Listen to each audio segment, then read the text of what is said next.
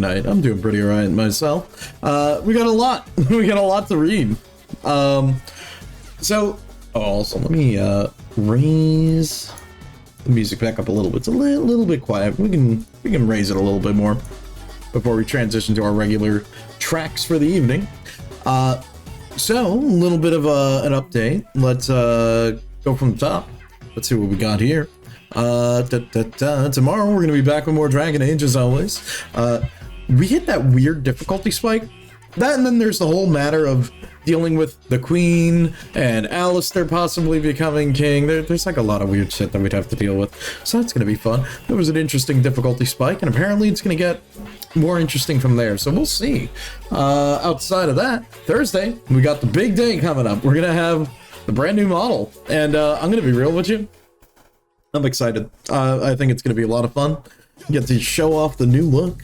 And, you know, a little bit over time, we're going to start cycling in some new things, you know.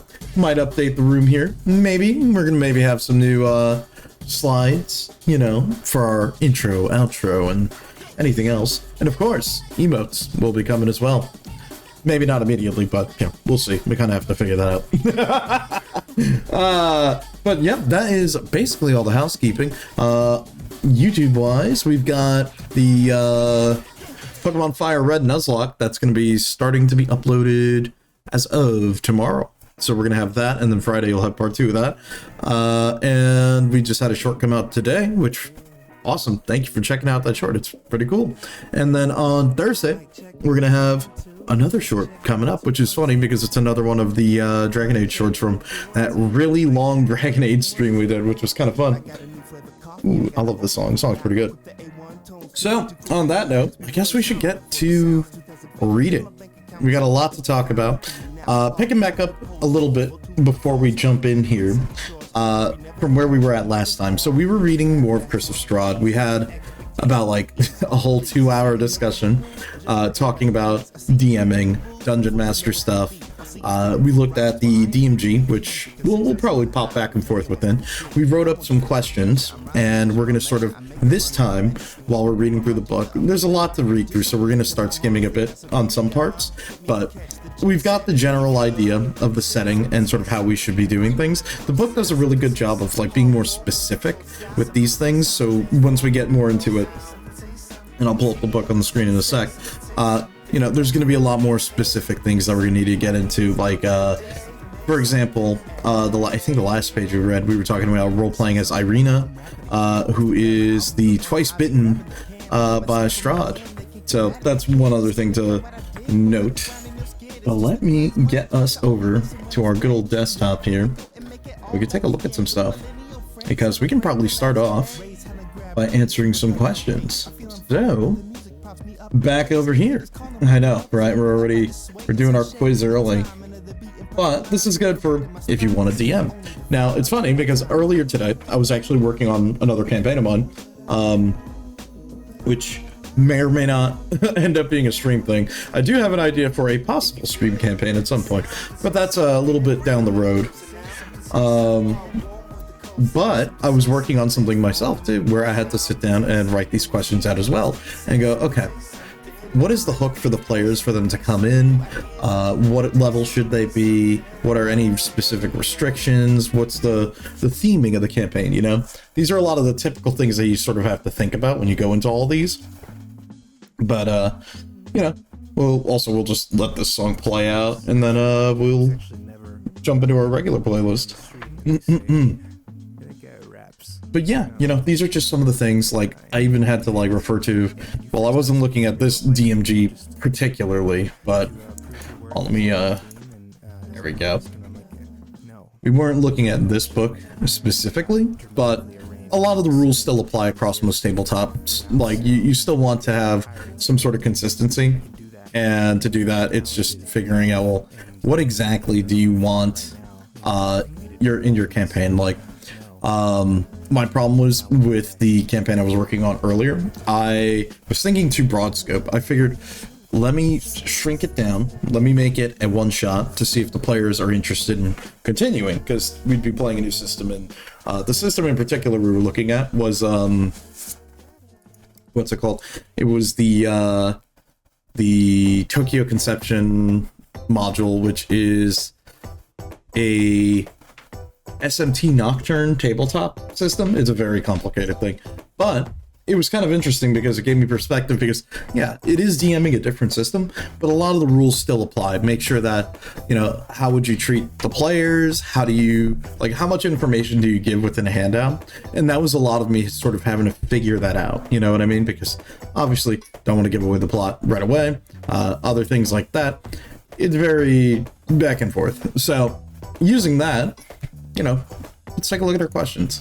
So starting off from the top, where's this adventure taking place? Well, we already know specifically, it can be anywhere from like the Sword Coast to whatever, and your players are whisked to Barovia. So we know specifically, the main location is Barovia. Barovia, Strahd's domain. And what are the themes? There's a lot of themes of sadness, obviously, revenge, gothic horror, vampires, werewolves, etc. What level should the players be? Now, I think the book already recommended. The book has recommendations. Let's say for starting out, I think the campaign recommended, what was it, like level 4 to 5, or like anywhere from characters 3 to 4 or 3 to 5.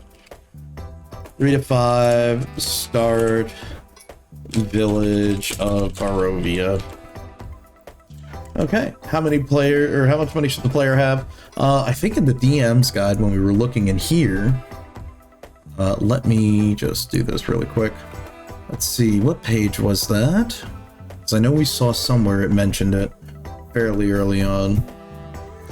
So let's see, if the players are supposed to be around maybe like level, I don't know, 3 to 5, it should be somewhere here. I remember because there was a big text box when we talked about it. Let's see, where could it be? This is talking about gods. Yeah, local heroes. This would be why you would start around Barovia, because they're still not strong enough yet. Okay, there we go. Normal starting equipment, since they're levels. You know what? Let's give them the benefit of the doubt, and let's say they're going to be starting at level 5. So let's say level 5. We'll mark that. So how much money should they have? They should have about 500 gold, 500 GP, plus 1d10 times 25 GP, and normal starting equipment. Okay, so that's one section that we've already got nailed down. We know how much money the player should have, what level they should be around, and sort of where they should be starting. Level 5 for Village of Barovia, maybe a little bit on the high end, but considering how dangerous this campaign can be, it's totally fine. I think it makes perfect sense. All right, let me kill the song, and let's get us over to, let's see, what's something fun that we can listen to? Oh, I know what we can listen to. All right, we're getting sure, we'll do this. Oh yeah, hit me with that RuneScape vibe. Look, last time we had Warcraft music. Now I guess we're gonna have some RuneScape music on in the background. Maybe a little bit quiet, so we can probably crank it up a little bit. There we go. Okay, let's see. How many players should we have? I think on average, most D&D campaigns are around like maybe 4 to 5-ish players. I think ideally 4 is the magic number, at least from what people have told me. Me in particular, unfortunately, I have kind of a big D&D group, so most of the time we end up with like 6 players. Now, I will say, the amount of players does directly correlate to how combat encounters are going to flow, as well as like, what's the word I'm looking for? Balance. And I know we talked a lot about balance and how you would deal with that in your encounters last time. More specifically, it was situations like we have the case of maybe someone is power gaming and a lot of other people aren't. Am I going to have to shut this person's fun down for nothing? No, you don't have to do that necessarily. What I would recommend in that case is not to target them, because that's unfair. What I will say is there are other ways of dealing with characters like that. I know we talked about the situation of a player with a very high AC. In older D&D, you would target their touch AC, because that would be sort of the Achilles heel, you could say. Or you would look at more crowd control options, like things that target saves, like reflex or wisdom. Typically, one of their 3 saves will not be so good, and that's where you're going to need to take advantage of that. So just keep that in mind when it comes to balancing encounters and creating things like that. Specifically in this case, let's say we have 4 characters, or 4 players. And our restrictions, since this is Strahd's domain, it already implements some restrictions. No teleportation on a mass scale, no... I guess we could say flight, but typically when I do flight in my campaigns, it's like you can fly. However, you know, be reasonable. Don't try to like metagame the shit out of me with that, because then we're gonna start having trouble.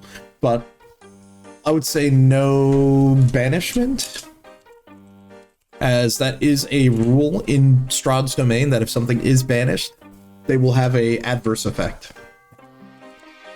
Okay, what NPCs and monsters should we use? Direwolves, undead, zombies, most like woodland creatures. Oh yeah, evil druids, a hag, obviously vampires, soldiers, etc. What type of music would we want to use? Obviously, we would want something more like gothic horror, orchestral music. I would say you could find creepy orchestra music. I'm trying to think of a good example. Hell, I would even say, like, from my past knowledge, what I can describe makes me think of that vampire place in Shadowlands in World of Warcraft, or other scary video game locations. So horror themed music,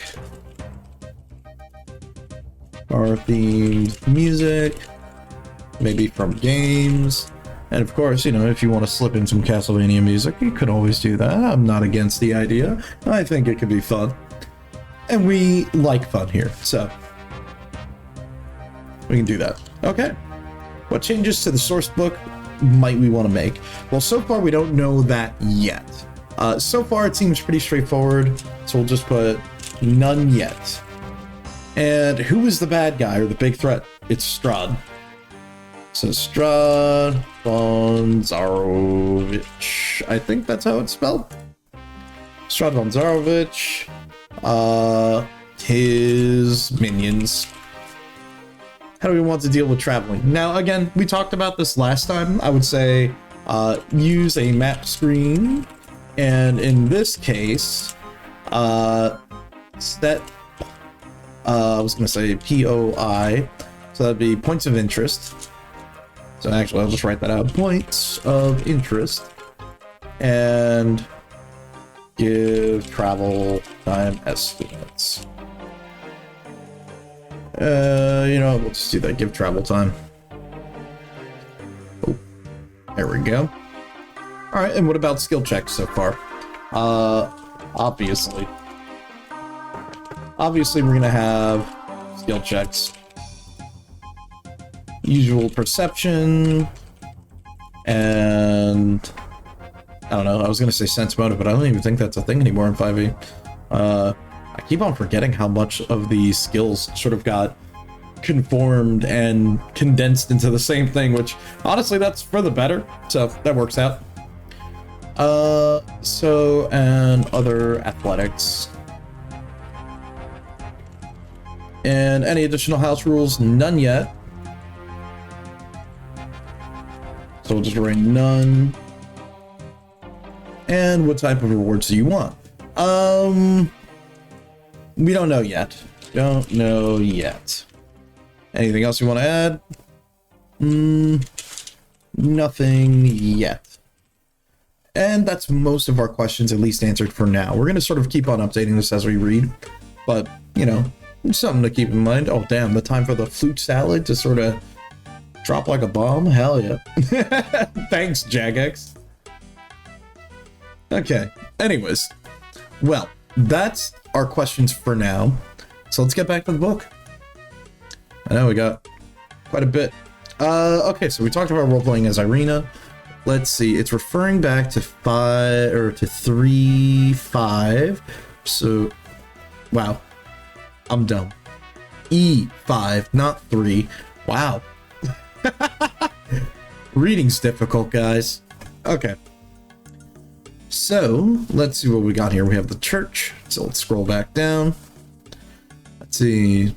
Atop a slight rise. The church is there. The church is obviously weathered from assaults of evil for centuries, and on end is weary and worn. I do like a lot of these bracketed sections out, because this is a good way for, you know, you as the DM to sort of read these out as a good descriptor for a lot of these things. Let's see. Sodanovich lives here. Let's see. Other Barovians shun the church for reasons that'll be quickly obvious. Okay. So they enter the hall.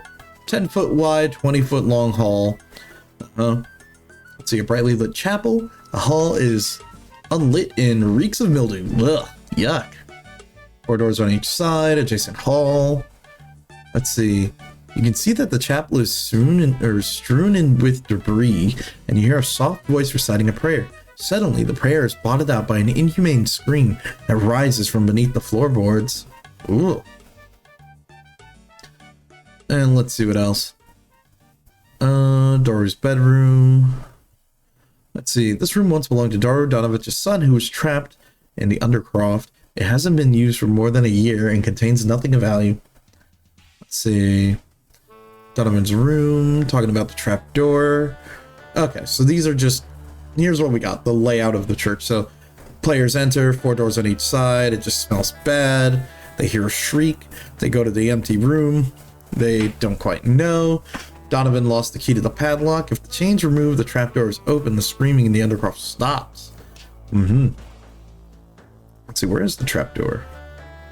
Trapdoor is 5... is D, so it is right there. Okay, good to know. Let's see. So, if the chain is removed, then the trapdoor is open and the screeching stops. Let's see. If the door is swollen and stuck in its frame, so it is a DC 12 strength to pull it open, and then they get to go into the staircase below. So then that would be the basement here, which, if I had to guess, that's probably where Daru is. Is it Daru? Yeah, no, Doru. If I had to assume. Okay. Interesting. This book does a good job of at least pointing out what type of loot or things you would be finding inside of here. But interesting. Okay. Chapel is in shambles, turned over, broken pews littering the dusty floor. And dozens of candles mounted in candlesticks and candelabras light every dusty corner in an attempt to rid of shadows. At the far end of the church sits a claw-scarred altar, beneath which kneels a priest in soiled vestments. Next to him hangs a long, thick rope that stretches up towards the bell tower. The characters haven't already entered the Undercroft yet. From beneath the chapel floor, you hear a young man's voice cry out, "Father, I'm starving." Oh, that's not good. Ah, I see. Ah, I see. Interesting. Let's see. Donovich is a human male acolyte. Lawful good. Good to know. He's been praying through the night. His voice is weak and hoarse. He is, in a word, insane. Oh, good to know. A little more than a year ago, his 20-year-old son, Doru, and several other villagers stormed Castle Ravenloft in revolt and have been lured there by a wizard in black robes who came to Barovia from a faraway land. I see, so it's that guy. Unfortunately, the mad wizard got decimated. Okay, by all accounts, the wizard died by Strahd's hands, and so too did Doru, who returned to his father as a vampire spawn. Well, that's not good. Donovich was able to trap his son in the church's undercroft, where he remains to this day. Doru hasn't been fed since he was imprisoned, and he cries out to his father at all hours. Meanwhile, Donovich prays day and night, hoping that God will tell him how to save him without destroying him. If the characters intend on slaying Doru, Donovich does his best to stop them. If Doru dies, Donovich falls to the floor and weeps inconsolably, overcome with despair. Damn, that's unfortunate. In addition to all the known lore to all Barovians, Donovich also knows the following information. Okay. Irina Kolyana, there we go, Kolyana, isn't the natural daughter of Kolyana Indrovich. Although Irina never saw Kolyana Irina never knew that Kolyana found her at the end of Savalich Woods near the Pillar Stone of Ravenloft. But she was just a girl and has no memories of her past. Oh, and she was adopted and loved dearly. Oh, well, that's nice at least. See, every night at midnight, spirits of the dead adventurers rise up out of the graveyard, forming a silent procession as they walk the road towards Castle Ravenloft. See March of the Dead and special events. Ah, I see. Let's see. For the Burgomaster. Talking about that. Let's Kolyana is put to the ground. Donovan suggests Irina can be taken to Castle Ravenloft as possible. And he proposes that the characters take her to the Abbey of St. Markovia. Okay, in Krezek. Let's see. Or, failing that, the fortified town of Ilaki. Donovich is unaware that the Abbey, once a bastion of good, has become a den of evil. Ah, I see. Okay. So this is something interesting you would sort of have to propose. A little bit of a challenge in more or less questioning of how exactly do you want to do this? Okay. Interesting. Alright, we have our Undercroft. Let's see. The church's Undercroft has rough-hewn walls, and floor made up of damp clay and earth. Rotting wooden pillars strain underneath the weight of the wooden ceiling. Candlelight from the chapel above slips through the cracks, allowing you to glimpse a gaunt shape in the far corner. The shape is Doru, a vampire spawn sent by Strahd to torment Donovich and cast down the church. Doru is starved for blood and brave enough to attack a lone character. If the character approaches as a group, he will do his best to avoid them while hissing, "I can smell your blood." If they cut off his escape, he lunges forward and attacks. Let's see, if the characters restrain Doru, or either promise him blood or threaten to destroy him, or if they kill him, then raise him from the dead, he recounts that the events that led to his downfall. Oh, okay, so he'll basically tell the whole story about what happened with the Mad Mage again. Okay, let's see. What else do we got here? Fence wrought with iron, rusty encloses a rectangular plot of land. Okay, so this is talking about the March of the Dead. Let's see, haunted house in Appendix B, also known as the Death House, which that is in particular one of the sections that I do want to read. The Death House, from what I've heard, is a good entry point to Curse of Strahd. It's a good way to sort of set it up as a lower level encounter or a lower level adventure. Use that as a one shot, and then from there, depending on if your players are kind of digging it, then from there you sort of move your way into an actual campaign. I think that'd be a good idea. Let me just check something real quick. Sometimes you just gotta. There we go. Cool. All right. Let's see, special events, March of the Dead. Let's see, wandering images of dowdy women toting great swords. Let's see, woodwise men with slender bows, dwarves, and glittering axes, and archaically dressed mages with beards and strange pointed hats. All these march forth from the graveyard, and their numbers grow by the second. Interesting.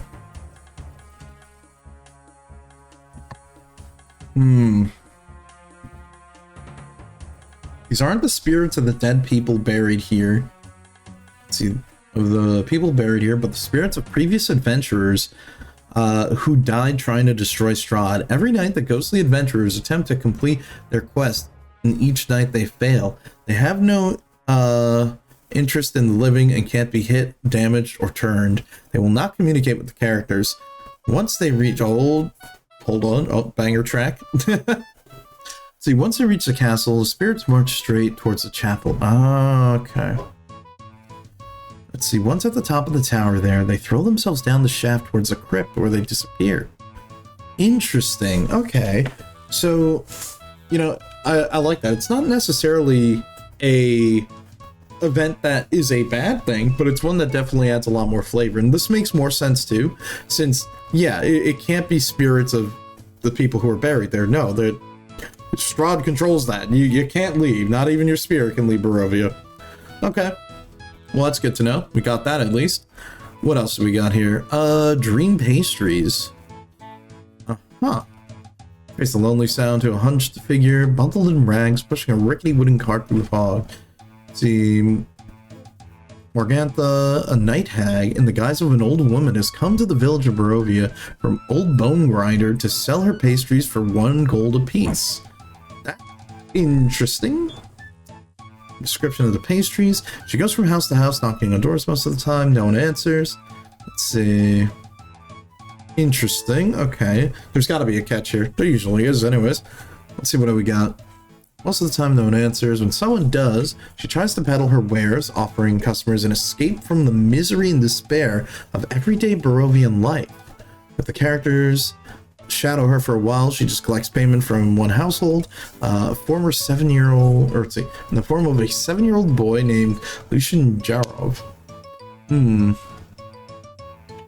Let's see, Lucian's parents plead with Morgantha not to take their boy, but she snatches the crying child from their grasp and stuffs him in a sack. Oh god. Oh, it kind of reminds me of the start of this chapter when we were reading, where it's like they were getting closer to the lake and you can just see that kid being thrown into the lake, and it's up to the party if they want to actually deal with it or not. Interesting. Very, very interesting. Okay. Let's see. Recognizes the characters are strangers and does her best to avoid them. The characters demand the release of the child. She grudgingly complies, knowing that she can always come back for the boy later. She only fights in self-defense and offers the information in exchange for her life. Okay. Strahda's mastery over the lands and the weather, and his spies include the Vistani. There's a Vistani camp to the west and the shores of the Serpool, and out on the other skirts of Valaki. Strahda's undead enemies in Barovia, namely the Fallen Knights in the Order of the Silver Dragon. Okay, I think we talked about that previously when we were looking at the world map and getting sort of the overview for Barovia. Okay, interesting. So the hags sort of can bargain with quite a bit of information, it seems. Strahd's most carefully guarded secret is at the Temple of Forbidden Lore, hidden in the mountains. See the Amber Temple? And the temple can be reached by following a long-winded Tulska Pass. Okay. And that is it for Chapter 3. Alright, now we get to sort of look at some of the tougher stuff, because, well, Castle Ravenloft. I mean, Castle Ravenloft, it's basically the goal, you know? You end up going here, and the goal is to kill Strahd. So I would assume this would be a place you would go to towards the end of your adventure, although there was an event at the crossroad that we read earlier, or well, last time, that specifically talked about an invitation to Castle Ravenloft with the chariot, or not the chariot, the coach, and that would sort of bring the party directly to Castle Ravenloft. I guess for like a meet and greet with Strahd himself, although that's kind of ridiculous, but then again, I guess that's kind of a character for Strahd. Okay, well. Oh damn, some of these tracks are... Damn, this is a long album. I completely forgot how much old school RuneScape music there was. Let's see what we got. Okay, well. Castle Ravenloft. Castle Ravenloft was built atop the ruin of an old fortress by artisans, wizards, and workers loyal to the Strahd family. Yep, we kind of went over the history of Strahd. Let's see. Named after Strahd's mother. Yep. Random encounters. Alright, what exactly is there here? Random encounters inside of Castle Ravenloft. Okay, so it looks like a lot of the same stuff that we've seen, for the most part. Esmeralda. Kind of confused. Esmeralda, Rodin, let's see, Black Cat, a broom of animated attack. Interesting. That's a lot of flying swords. Binsky Toy, we already kind of talked about that one, I think. Unseen Servant, 1d4 Barovian Commoners. Let's see, Crawling Claws. Let's see, Shadows, Forms of Bats. Crawling Strahd Zombie. Let's see, Vistani Thugs. White. Trinket. Okay. Interesting stuff. Nothing too crazy.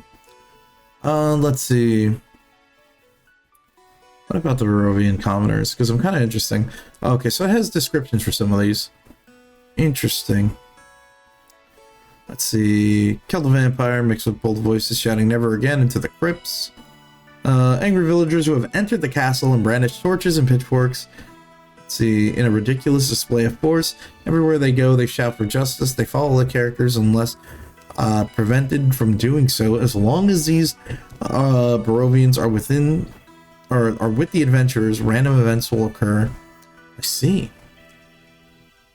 Shadows are fun. You actually got to roleplay as one in a Twitch chat, RP. Nice. It's interesting because I'm very curious how this is, because like I'm reading through like the encounters available for like Castle Ravenloft. I mean, this would be the place you're going, you know what I mean? Like this is like kind of your end location. So I would assume it would be pretty dangerous, right? I mean, sure. Let's say we went along with the Crossroad event where we hopped in the coach, we got the ride here, and maybe we get to meet with Strahd or maybe have dinner with him or something. I don't know, something big villain-esque. But it's interesting. Yeah, some of these encounters feel a little light. Huh. Let's see, characters can hide from the witch. Let's see, Barovian witch who serves Strahd. I do hope we have a map for this because I am kind of curious. Shadows still do zap your strength score. Okay, good to know. I was curious about that because one thing I noticed before, I guess maybe this is because we didn't look too much into Monster Manual, which I hope at the end of this we do get some unique Monster Manual stat block, just so we can take a look at it. But I am kind of curious because I don't know how lethal monsters are in 5e, because I know in 3.5 monsters are hella lethal because anything that drains your stats is nightmare inducing, because remember, you hit 0 on any of those, you're dead. Straight up. You hit 0 on your intelligence, I'm sorry, your brain has shut down. You know what I mean? There's some like specific things like that you have to keep in mind when it comes to well, running a campaign. That's one thing to know. Also, negative levels, which negative levels are interesting.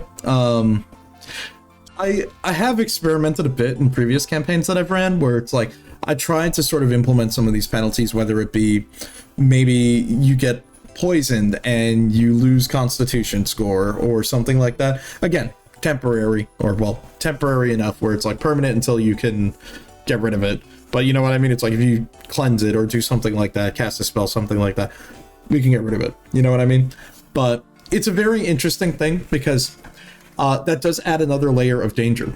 I guess maybe this is just because I'm not too sure about how extensive some of these creatures can get, but we'll find out. Surely we will.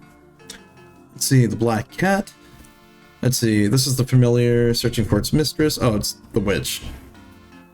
Let's see, if the characters capture or kill a cat, this encounter doesn't happen again. Let's see, the Belinsky toy. Something no child could love. Oof. He's no fun, he's no Belinsky. Oh, it's like the opposite.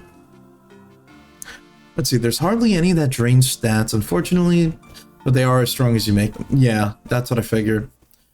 You've ever used an official monster stat block, either use homebrew or third party? Okay, fair enough. For me, typically, I like using negative levels are not a thing if I... Oh, really? Oh. Well, shit. I didn't know. You got me there. I'm kind of surprised. I mean, I guess it makes sense because I guess to make D&D more friendly. They probably had to get rid of things like negative levels because, let's be honest, it's not very fun getting blasted and dying to negative levels. I will say, as someone that I lost one of my first couple of characters, I lost to getting hit with negative energy, and I got level drained, and I was only level 3. And it drained 4 levels, so I died on the spot. But I died in a very fun way where I went down fighting. I jumped onto the Lich, I stabbed him a couple of times, and he sapped my strength, and I went down. It was fun. It was goofy, dumb fun, but interesting. Good to know about that. As for like using monster stat blocks, what I typically like doing is I'll look at official creatures, and then from there see if I need to make adjustments.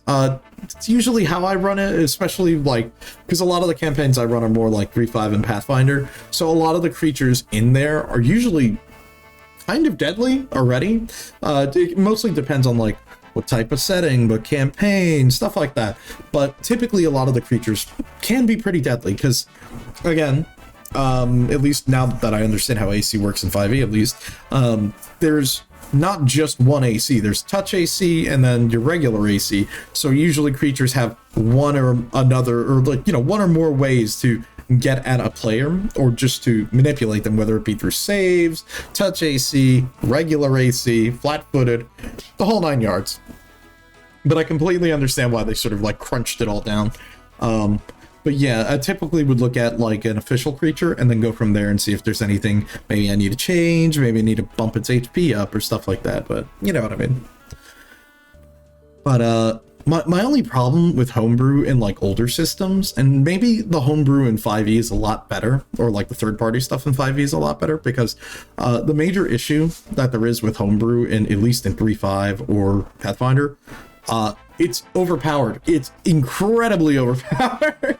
That's one thing to note, you know? You want to make sure that you are using the correct creatures. You don't want anything that's too overpowered or too ridiculous, because again, the point is you don't want to actively, you know, be a dick to your players. I mean, look, you want to throw a bone at them, give them a challenge, you know what I mean? Give them something to have to actually put effort in. But at the same time, you're not trying to just, you know, be a complete dick and just throw the game, or team kill, or, you know, total party kill or something like that, or whatever it is. So yeah, like that's always the tough part. You have to find the right balance, you know? You want to challenge the party, but you don't want to make it oppressive, unless that's sort of what you're going for. Now, it's funny that I say that, because reading through this, Curse of Strahd, if I had to be honest, I guess it depends on who you're playing this with. You could play it off as more of like a horror comedy romp if you really want, which I don't think would be good, because I don't think that would sort of fit the tone of the book from what I'm reading. But sure, you could play it off like that. You can make it a little bit easier. You can make it a little lighter. That's fine. But I think if you were to make this like hardcore horror campaign, you might need to be a little bit mean. And that does work sometimes. A friend of mine who's popped on here maybe like a couple times, like we had him on here when we did the Dragon Age 7-hour stream. My friend of mine, good old Kombucha, he ran a horror campaign, and reading through this does kind of remind me of what he did, where his first rule was he had to limit the players on what they could do. Typically, a lot of like players within my D&D group typically like to min-max, and when you're min-maxed as a character, you're not really afraid of anything. You want to know what you're afraid of? You're afraid of a bad roll. But that's where you get them, okay? That is how you deal with it. So you put them in situations where maybe a combat encounter isn't a scary monster, but more checks. Or maybe you have things like this where, for example, with this toy, it's like you roll a 1d6 and you determine a specific outcome, where it could be a bunch of different types of traps. You know, interesting things like that. And that's okay, because you're putting them in a situation where they can't just rely on good combat stats, okay?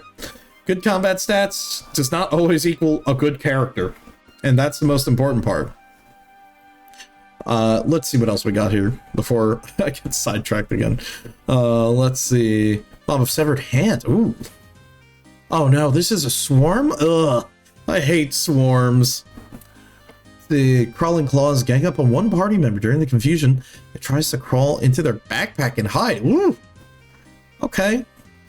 Let's see, it makes a dexterity stealth check and contested by a character's wisdom. If the claw loses the contest, the character sees it enter the backpack. Claw wins. Oh no, it'll attack. Swarm mechanics are fun. Look, I have to laugh because one of my friends in his recent campaign that we did like a session of over the weekend, in his campaign, he's my friend that he enjoys putting in giant bugs. Now, here's the problem. Even when you make bugs giant, they're still technically considered vermin. There's like some technicalities or like giant swarms of bugs. They're still technically considered a swarm, still technically considered vermin. So some things just don't work, you know what I mean? So you kind of have to start thinking a little bit creatively. Now, it's funny because that is another thing you could do, which is just think creatively. Like, sometimes you need to change the categorization of a creature, or maybe multiple creatures, depending on how you're running the campaign or the encounter. Again, it's all about, you want to find a way to challenge your players, but not go too far. Hey, what's up, Micro? How you doing? I'm rambling. I'm rambling about some campaigns while we're taking a look at some more stuff in Curse of Strahd.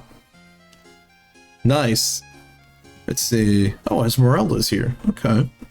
Let's see. Stealthily exploring the castle. One character. Let's see. You feel a gentle tap on your shoulder, but see nothing.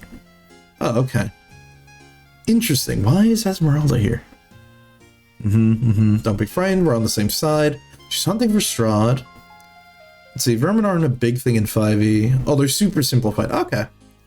Gotcha. Oh, okay. So all the vermin are just considered beasts now. Okay. That makes sense. Look, all I can say is I'm horrified after having to experience fighting a giant swarm of Ankeg. That's not fun. I'm like, so are they considered beasts? No, they're vermin. No! I'm like, why would you do this? He's like, because they're still technically swarming. I'm like, this is awful. Although I think halfway through the encounter, he threw us a bone. He goes, "Okay, never mind. They're magic beasts. They're magic beasts. I take it back. I take it back." Oh man. Oh boy. Oh boy. Let's see. Flying swords. Out of the gloom flies a rusty blade, followed by another. Okay, this does. Okay, some of these traps here so far that we're seeing, like the flying rusty sword. This reminds me of I don't know if any of you guys were here for those, but for October, I did a stream. We did good old Spooktober where we played a bunch of horror games. This kind of reminds me of Sweet Home. I know, really obscure reference. But in that game, there were some traps that, I mean, basically the game was exploring a haunted mansion.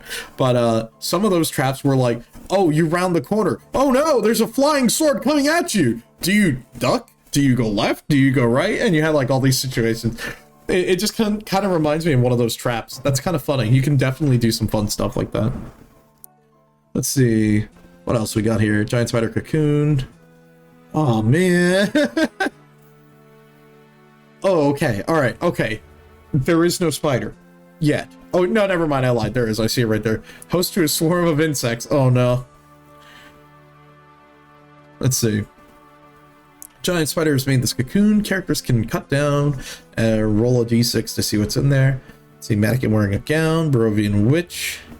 No, right? Let's see. Strahd spiders. Wow, Freudian slip. I read Strahd zombie and I looked at your spider. Oh my god, what's up with me, dude? Let's see, a Barovian lunatic, a commoner. If free, he cackles until silenced or calm down. Let's see, have you ever watched the movie The Mist? No, actually, I haven't. I haven't seen that one. Let's see. A dead Barovian that serves as a host of a swarm of insects. Ooh. Let's see, the baby giant spiders have... Oh, Jesus Christ, they're tarantula sized. Ooh. I would not want to fight that. I'm not a fan. Let's see, crawl out of the Barovian's mouth and burst forth from their stomach. Oh no! Oh no!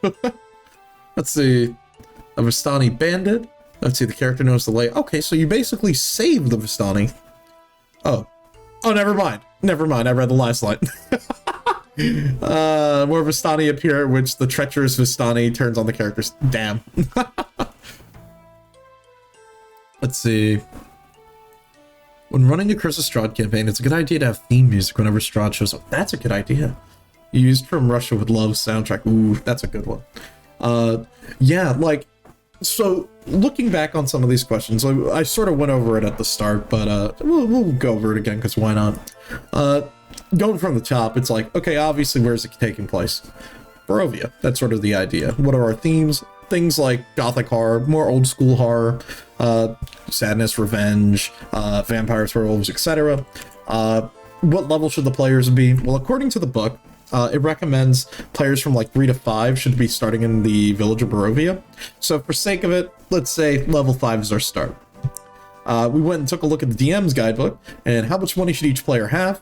About 500 gold plus whatever bonus they roll, then a normal starting amount. And that's for like a mid-level campaign. We're not doing any extra magic items yet, which I'm curious about. I do need to take a look at some point of like the list of magic items for 5e, because I am kind of curious. I've heard that at least from my other friends that have played more 5e, they've told me that it's a little bit trickier because there's not as many magic items as there are in older editions, where older editions there's tons of tables, you can make custom magic items, whatever, but it's interesting. Let's see. 3 run through 12. Level 12 was where you ended yours. Okay. It's a very good Stephen King movie. Ooh. Let's see, there's spiders in that movie that you love. They're called Grey Widowers. Awesome design. Ooh. That's kind of interesting. Ooh, that's actually a really good idea, Cruise Knight. Like taking these creatures or some horror movie monsters that maybe you've seen from like other media or films, etc., and then like homebrewing them out would be really cool too. I think that's awesome. Ooh, I like that. I'm gonna keep that idea in mind. I'm gonna write that one down. Let's see. On average, how many players should we have for this campaign? Okay, now this is my question for you guys. Because for me, when I run a campaign, I typically, this is going to sound dumb, I typically have like 6 players, and that's only because my D&D group is kind of big. And it's weird. We're such a weird D&D group because we have like 6 players and most of us are DMs. So it's like we just kind of take turns whoever's being the DM. And I don't know on average, like typically what it's like. Let's see. Okay, so the sweet spot's about 4 players. Okay, yeah.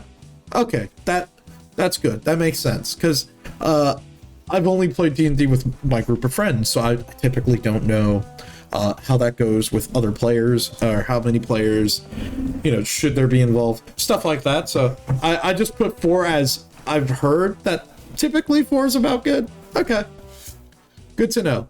Yeah, because all I can tell you is, oh my god, dude, some campaigns when I'm trying to work on balancing a combat encounter, it is a nightmare, because you have half the group min-maxing, the other half of the group is not min-maxing, and you have like 6 to 7 players, and I'm like, you guys are killing me, dude.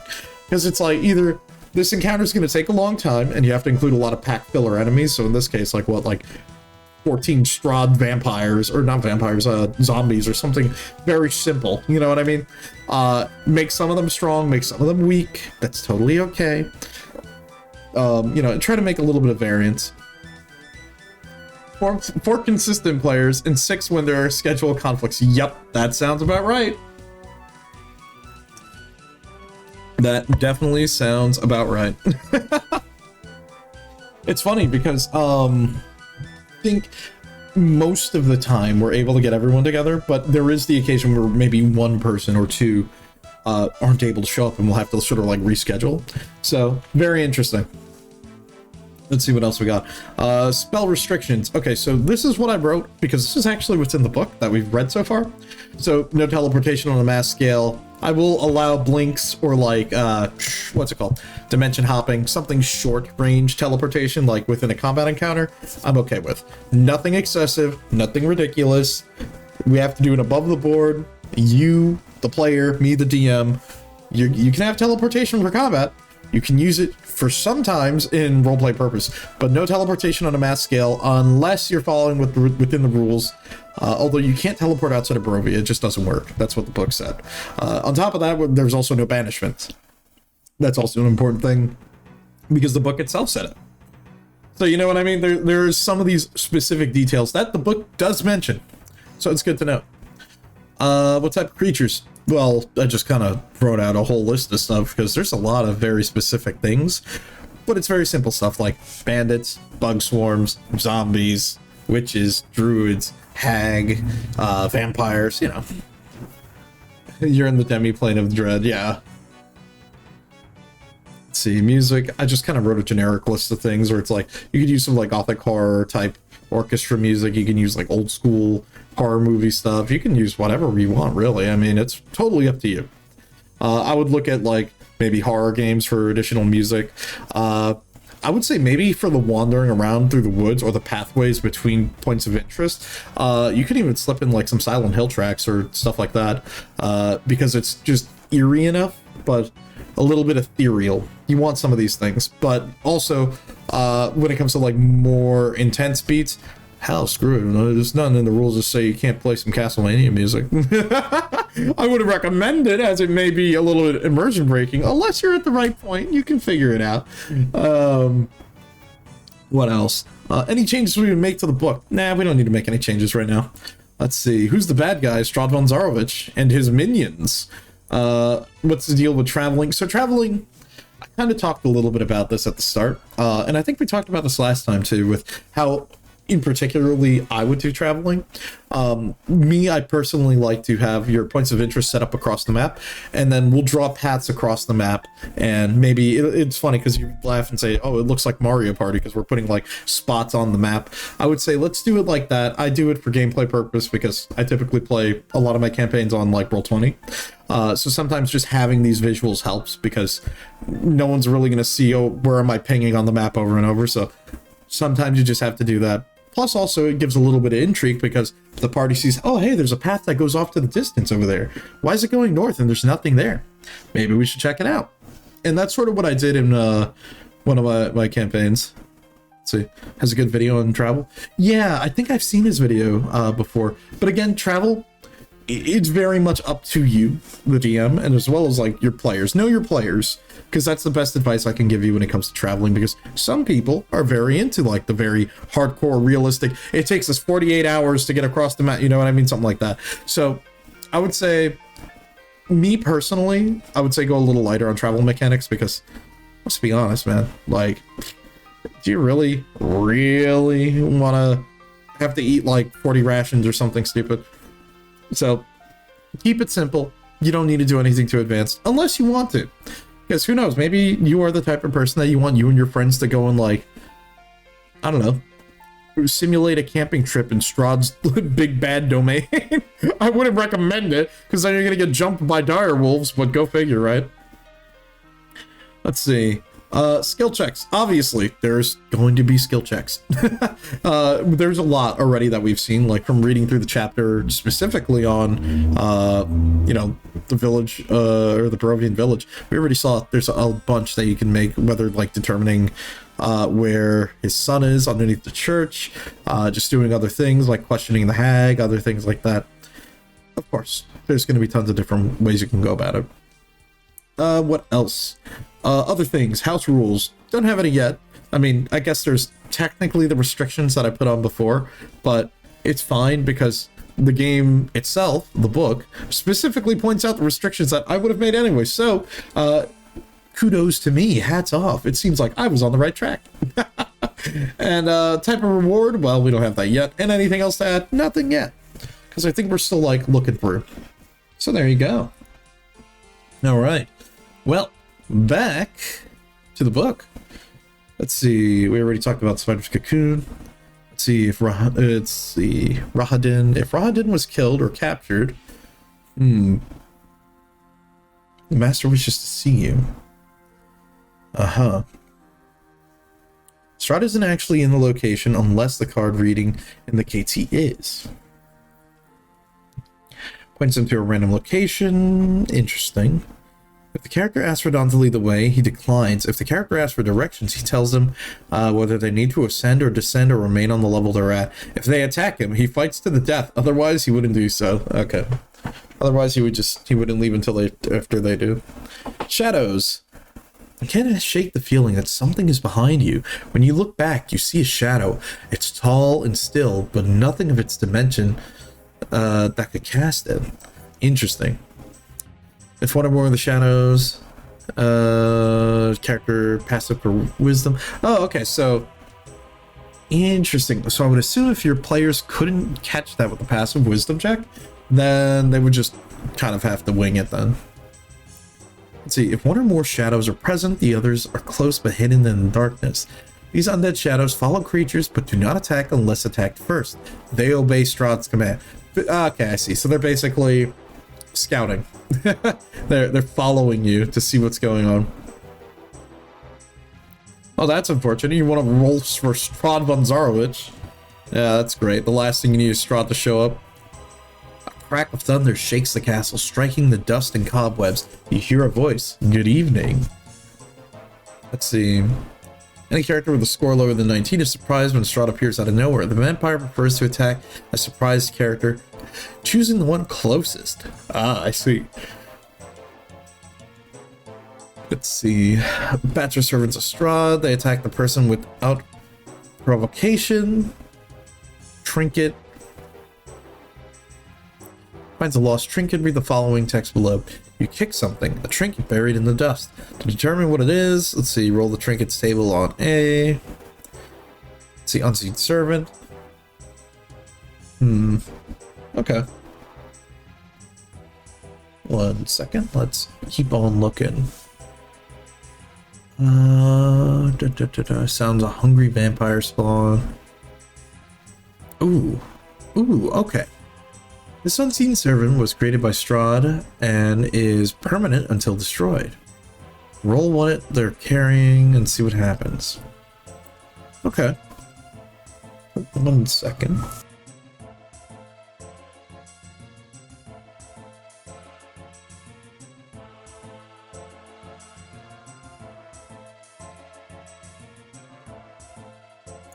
Okay, sorry about that.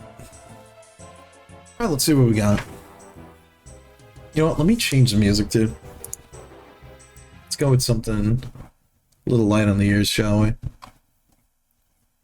What do we got? What's something... Oh, I know what we can do. There we go. I love this track. Okay, back to where we're at.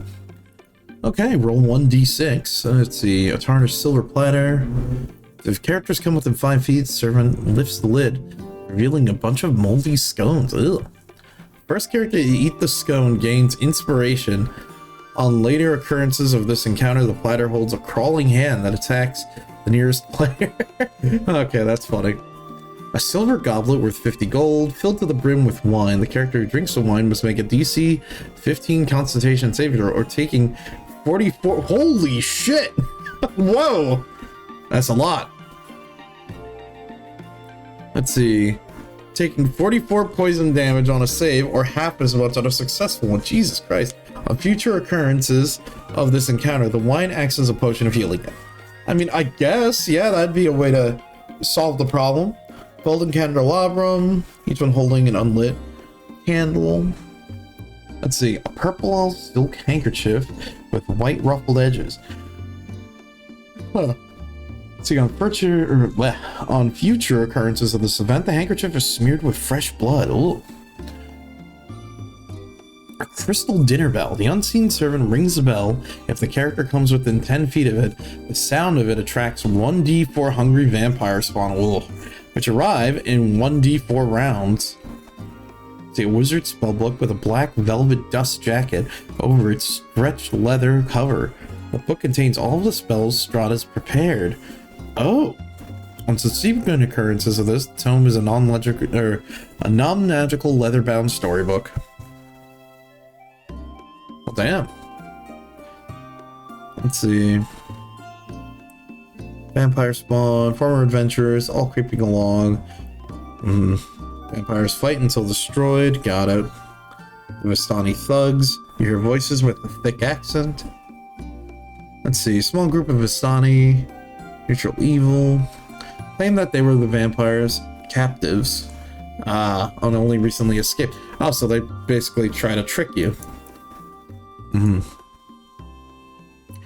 Let's see. They betray the characters as soon as he helps. If the characters accept the offer, the thugs pretend to be party's allies for as long as they remain with them until Strahd appears. If the characters leave the castle, the thugs accompany them, since choosing to remain in the castle would likely arouse character suspicion. Okay. Rights. Air grows much colder and you can hear the march of footsteps nearing. Let's see. If the characters are moving quietly and not carrying light sources, they can try to hide from the rights. But these undead soldiers once lived and served as guard captains from Castle Ravenloft. Let's see, they still wear bits of tattered livery, or livery? Oh, okay. And they attack the living on the site. Okay. Walls of Castle Ravenloft. Hopefully we get the map. Yeah, there we go. That's what I was curious of. How's this gonna work? This is the wall of Castle Ravenloft. What else do we have here? Front castle. Weather worsens. Dismal rain starts to fall. Becoming a torrent within an hour. Lightning routinely lights the sky, followed by peals of thunder that make the castle shudder. Let's see. The walls that enclose the courtyard are at least 90 feet high. Let's see. Dark towers. The castle's right even taller. Very steep, this place. Let's see. Guard towers on outer gates have iron-bound doors with a built-in lock. Characters who enter a gate find themselves on a flagstone floor with a hollow tower stretching high above them and the mechanisms are raising and lowering. Interesting.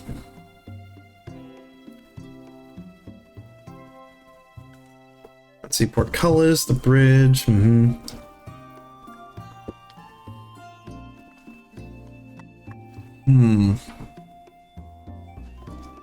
The latch mechanism in each tower is magically activated by a word that only Strahd knows and can be, it can be deactivated.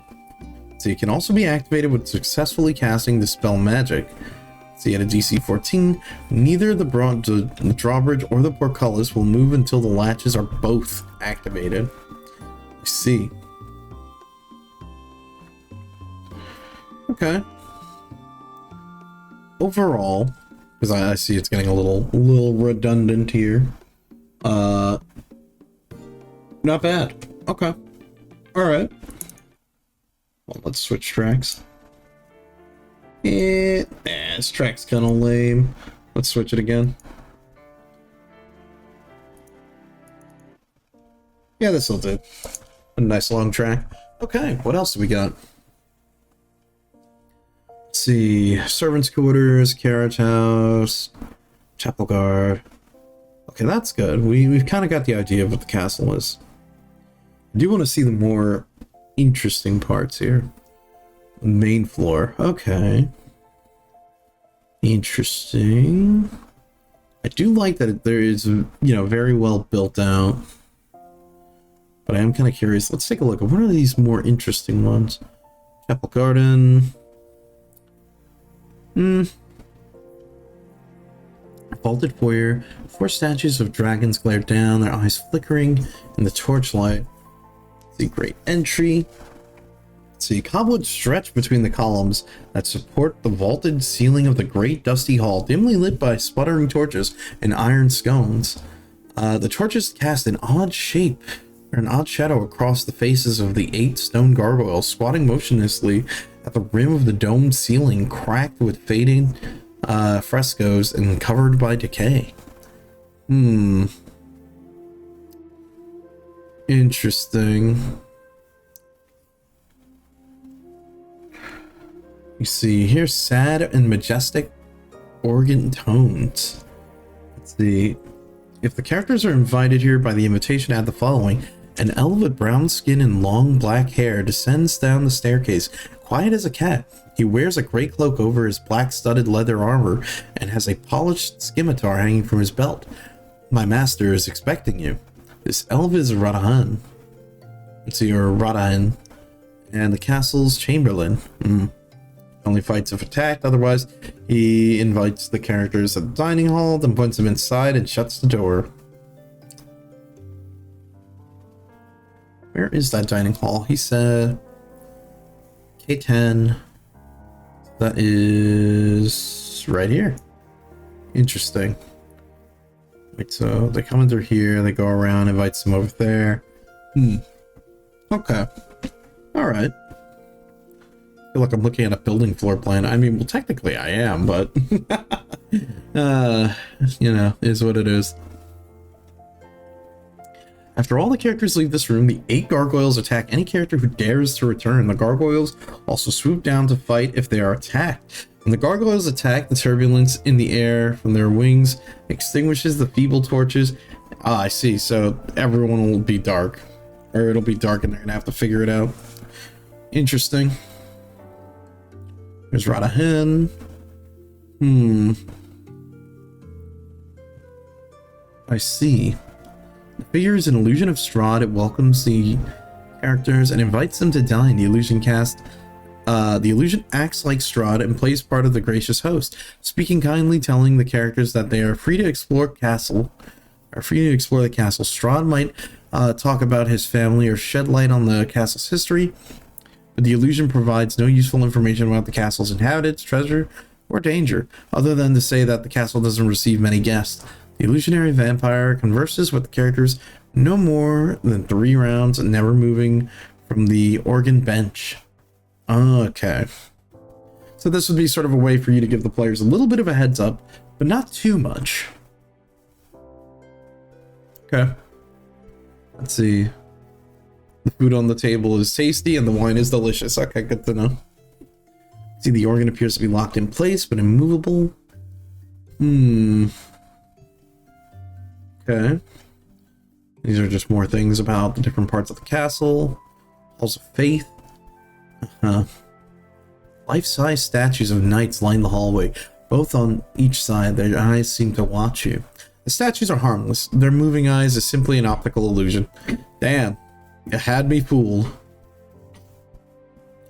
Let's see. The chapel.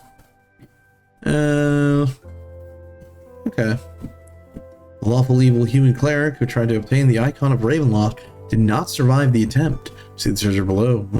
Yep. Let's see. Icon of Ravenloft. Any evil creature that touches the statuette must make a DC 17 Constitution save, taking 88 damage. Oh my god. 88 radiant damage on a failed save, or half as much damage on a successful one. Jesus Christ. Gustav's corpse wears a handsome fur-lined black cloak embroidered with golden thread, and a suit of chainmail and non-magical, or both non-magical. Okay. And his black mace is a mace of terror. I think we're good. There's like a lot of these different things. Okay, so this would be starting to look at the later section, right? Yeah, okay.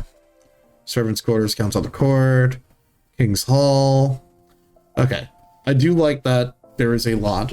Okay, so just to save us the headache, because there is a lot to read, and there is a lot of discussing each of the integral different bits and pieces of the castle.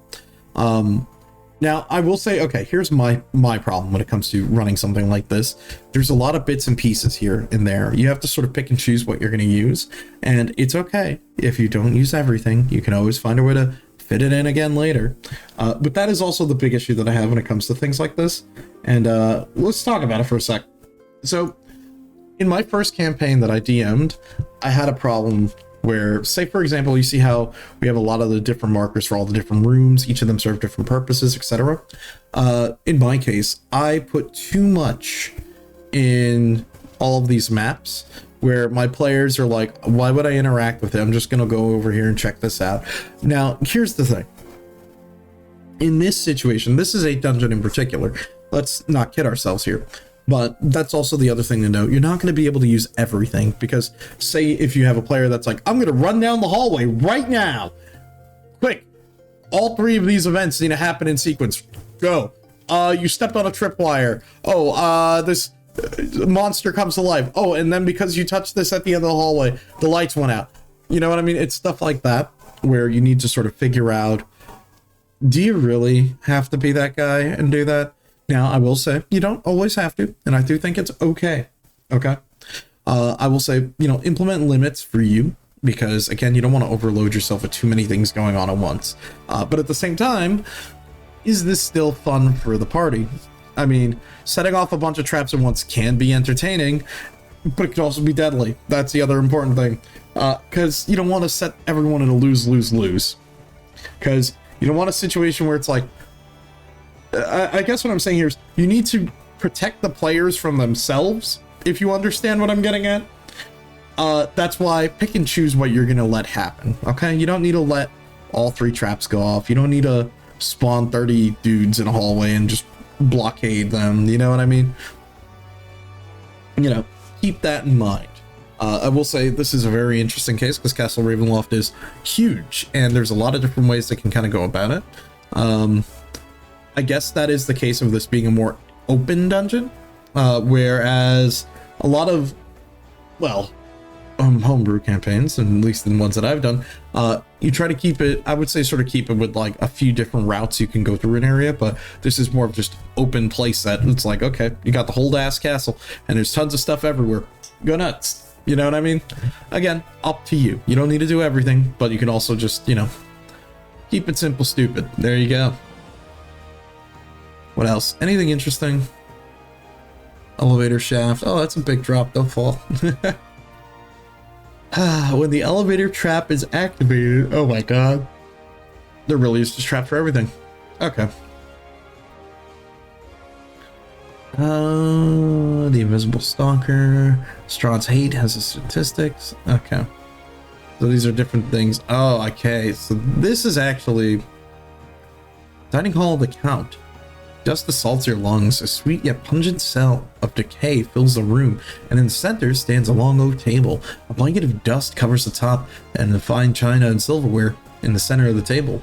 A large tiered cake leans heavily to one side. The once white frosting has turned green with age. Cobwebs hang like dusty lace on every side of the cake. A single doll figure, well-dressed woman, adorns the crest of the cake.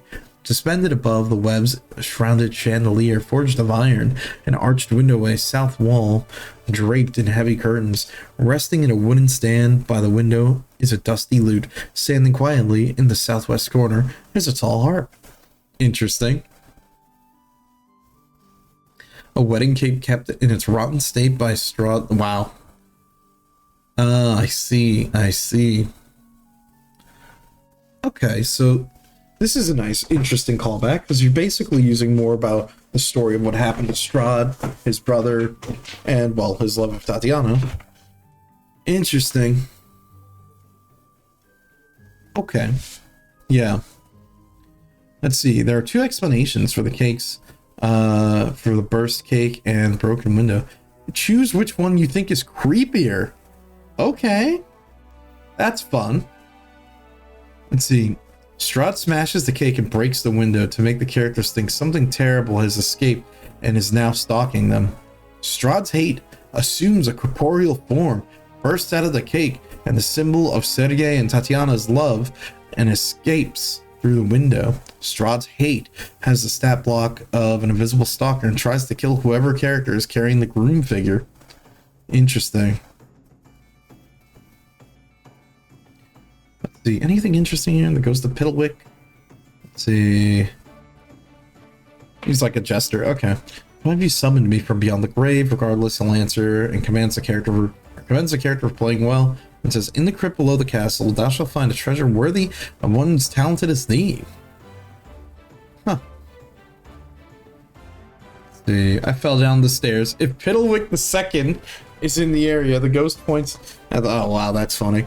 And he pushed me down the stairs and says none more, and then the ghost disappears. If the character attacks the ghost attacks back. Okay, I do think it is really funny though how on a lot of these very specific character notes, they do have to write what happens if the character attacks them, because you know someone is going to do it. Look, I don't recommend murder hoboing. I think it's poor taste, but you know, sometimes there are players that do that, and that's typically kind of rough to deal with. You kind of have to like shut it down early, or just be upfront and say, look, dude, you're gonna have to interact with NPCs. You know, murdering and trying to steal everything, that's not cool, okay? We ain't playing that type of game. Because if you want to do that, then play a war game. Just saying.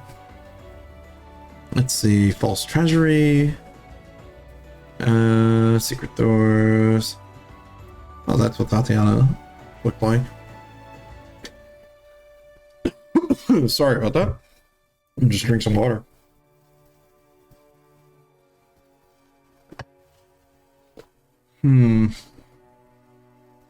What else do we have? There's like a lot of stuff, a lot of different like traps and stuff. Oh no. The belfry, a rope attached to the great bell is mounted. Pulling on the rope or attempting to climb it brings forth a loud gong, and the sound causes 5 giant spiders to drop down from their webs and attack, of course. Let's see, they only attack if attacked or if the bell is rung. Okay. The characters who blunder into them risk being struck. Yeah. Actual treasury. That's okay. Oh my god. The ground floor of Durin's instant fortress contains 50,000 copper pieces, 10,000 silver pieces, and 10,000 gold pieces, and 1,000 platinum pieces, 15 assorted gems, a +2 shield embezzled or emblazoned with silvery dragon that is the emblem of the Order of the Silver Dragon. Shield whispers to its bearer, gaining a +2 bonus to initiative. Damn, a lot of good stuff in there. That is really funny. The instant fortress. Okay, well. Let's see. A large Z.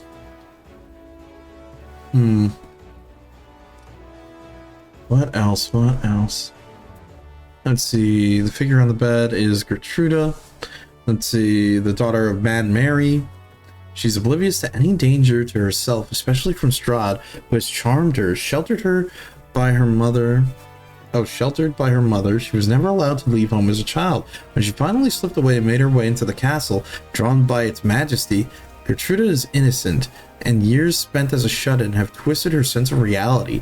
Consequently, she maintains a fairy tale view of life, and when faced with a decision, she always makes the most simplistic choice. She's naive to a point of being a danger to herself. Fortunately for her, Strahd has not yet bitten her, although he intends to. If he can do so while the characters look on helplessly, so the better. Next to the bed, let's see. Oh, okay, interesting. Gertruda doesn't know about the secret thing. Huh. Okay, so this is another callback to the earlier section with the village. Okay. Let's see, spires. Oh my god. The depiction of him before he became a vampire. Even in life, he was pale. Let's see, he was pale. The eyes of the portrait seemed to watch and follow. The picture frame bolted to the wall, so it can't be removed or destroyed. Or can't be removed without destroying it. Okay. Characters attack the rug or the picture. They attempt, let's see, the guardian portrait attacks. Oh, it's its own snap block. Okay, cool. Anything else? No. Okay, this leads to the rooftops. I'm assuming like the top of the spire. Let's see, elemental room, cauldron, rooftop. Let's see, highest peak. Yeah, what's going on up here? Oh, what the hell is that? That's what K20 is. Also, you know what? That makes sense though. He died because he fell down the stairs. Yeah, it's a lot of stairs. Yeah, no, I completely get it now. That would be why he died. Huh. I'm curious though. Let's see, where was it? K20? I know we're gonna be running back and forth a bit here. Let's see.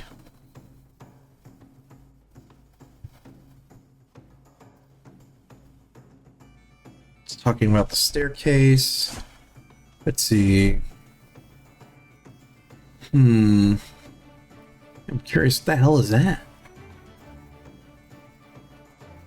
Oh, we gotta scroll back down. I know, don't mind me. Now we're just exploring Castle Ravenloft. Okay.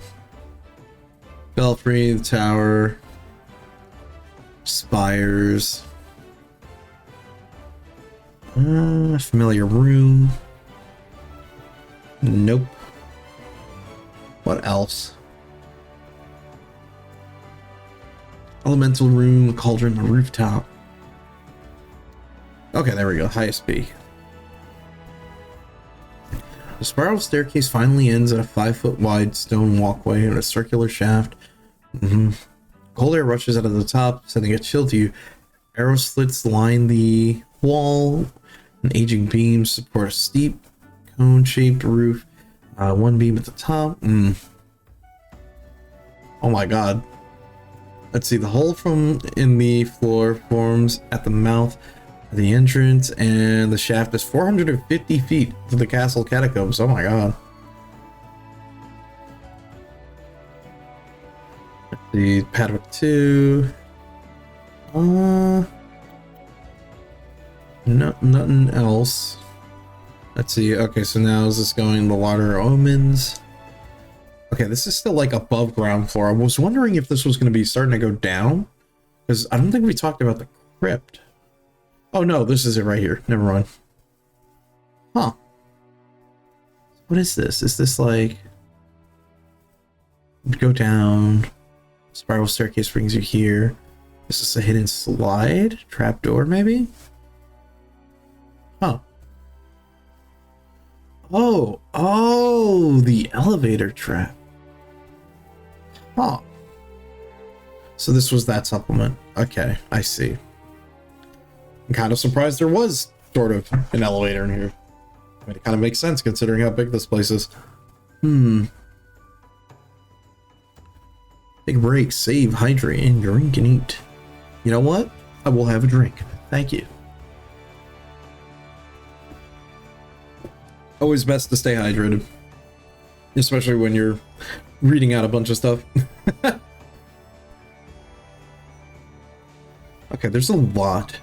Let's see. Hall of Bones. Okay, so it's basically like hazard, environmental, da-da-da-da-da. Okay, so this is getting your way into the dungeons and catacombs. Okay, yeah. Everyone's office. Dungeons and catacombs, getting in there. Ah, there's traps in the water. Okay, alright. Like, are they forgotten treasure? Let's see the cells linked. Oh, it just teleports. Ugh. Teleporting traps. Ugh. Look, as someone that I've played a ton of old RPGs, teleporting traps are so commonly used that I'm like, oh man. Let's see. It's talking about more of the treasure. Some of the other rooms. Ooh, that's a really cool piece of art. Okay, what else?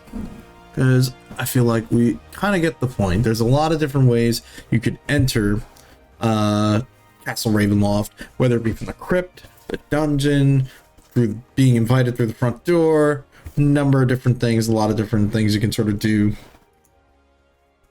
around that, which is interesting. Oh, I see. All these crypts are just all different people. Jeez, man, they really filled it all up. That's a lot. Wow. The Escher and the Three Brides. Oh, damn. Let's see. Oh, and there's Sergei's tomb. And that's Strahd's tomb. Okay, of course, Strahd keeps this thing separate. Okay. Let's see, the tomb of King Barov and Queen Ravonia. Let's see, tomb rest in hushed silence. Yeah. Teleport destination. The characters who teleport from this location. Oh, I see. So this just, oh god, dude, this dungeon kind of sounds annoying. Like, as a player, this sounds annoying because teleport traps are usually not very fun. A lot of old games use that strategy to mess around with you and put you in different places. I mean, I understand why. It makes sense. He is a wizard. But at the same time, it's like, okay, you can do a teleport trap. It just may cause problems, like, considering, like, I guess this would be... excuse me, sorry. I would say it would be an interesting issue if you teleport someone, but then you teleport them into, like... Okay, you're going to teleport them into one of the tombs, but then what? Are they trapped in there? Do they have to make skill checks? Or are they going to fight something? And if they're going to fight something, what's the catch? How are they going to either find a way to survive it, or get the other party members over there? Either they take the same teleport trap, which may or may not be possible, or they're going to have to navigate through the tombs at a lightning fast pace to find them. Very hit and miss. Can be good, can not be good. Very unsure, to be honest. Okay, well, that was Castle Ravenloft. Let's take a look at the town of Vallaki. Well, let's drink some water real quick. I am kind of curious here about this. Let's see what the map looks like, okay? Like Zarovich is over there, the old Sabalich Road. I think this was west. So, what's it called? The village of Barovia was what was on the opposite of the cliffside, basically. So, like, if you were at the village of Barovia, you could look up at Castle Ravenloft. I think that's the point, to sort of make the castle looming in the distance wherever you go.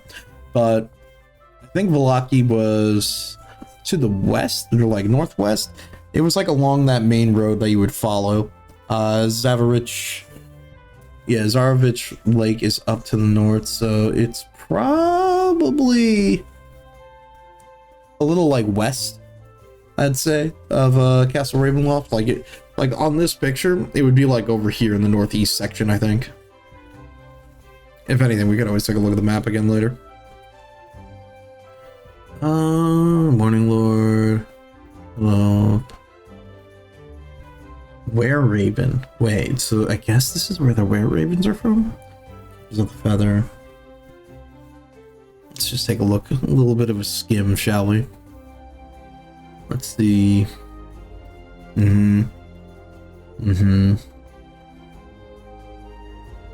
Interesting. In Anderhall. Until recently, the church was protected by Strahd's predations by the bones of St. Anderhall, which were sealed in a crypt. I didn't think traditional methods like that would actually work. I mean, I guess he's still a vampire, but like, he's a powerful vampire, you know? He's like a super wizard. Okay. Let's see, anything interesting? Up into below. Okay. I kind of like the layout of this tavern. It's kind of nice, actually. Not bad, not bad.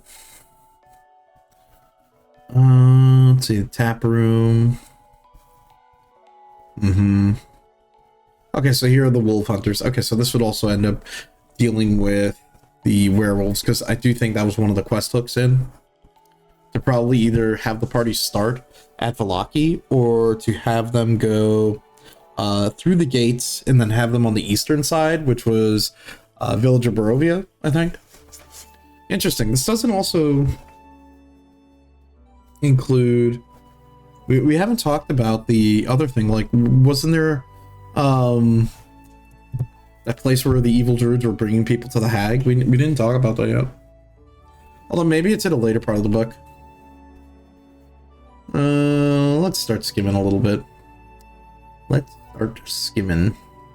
Werehair.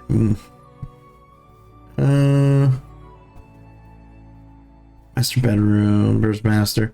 Another case of you're gonna end up meeting another bizarre group of people. Okay. Baron and the Baroness. Let's see. Yep. I think. Starting to get that. Summoner. Okay, this is what I want to see. Give me some more of these interesting things. Although, is this part of... What is this part of here? Witches of the Festival, role-playing as the Vlaki, or the Valakovich family. Okay, so you do have a lot more going on here. This is talking about the different rooms within their manor. Okay. Let's see, what else? There's lots of different pieces. I would say... Okay, and if this wasn't obvious enough, when you're running this campaign, probably work it out in sections. Like, I would say go location by location, and then reread, like, through the different sections and, like, build it out at a time. I guess that's one other thing we could talk about that we haven't really talked about.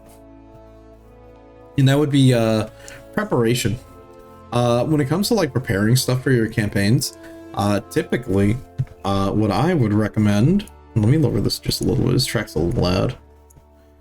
Typically, what I would recommend is obviously get the maps done first. You want to make sure you have your maps fleshed out. Any additional NPCs you need to sort of tuck in, throw on the side. Maybe, create some additional sheets for either unexpected encounters or just other creatures.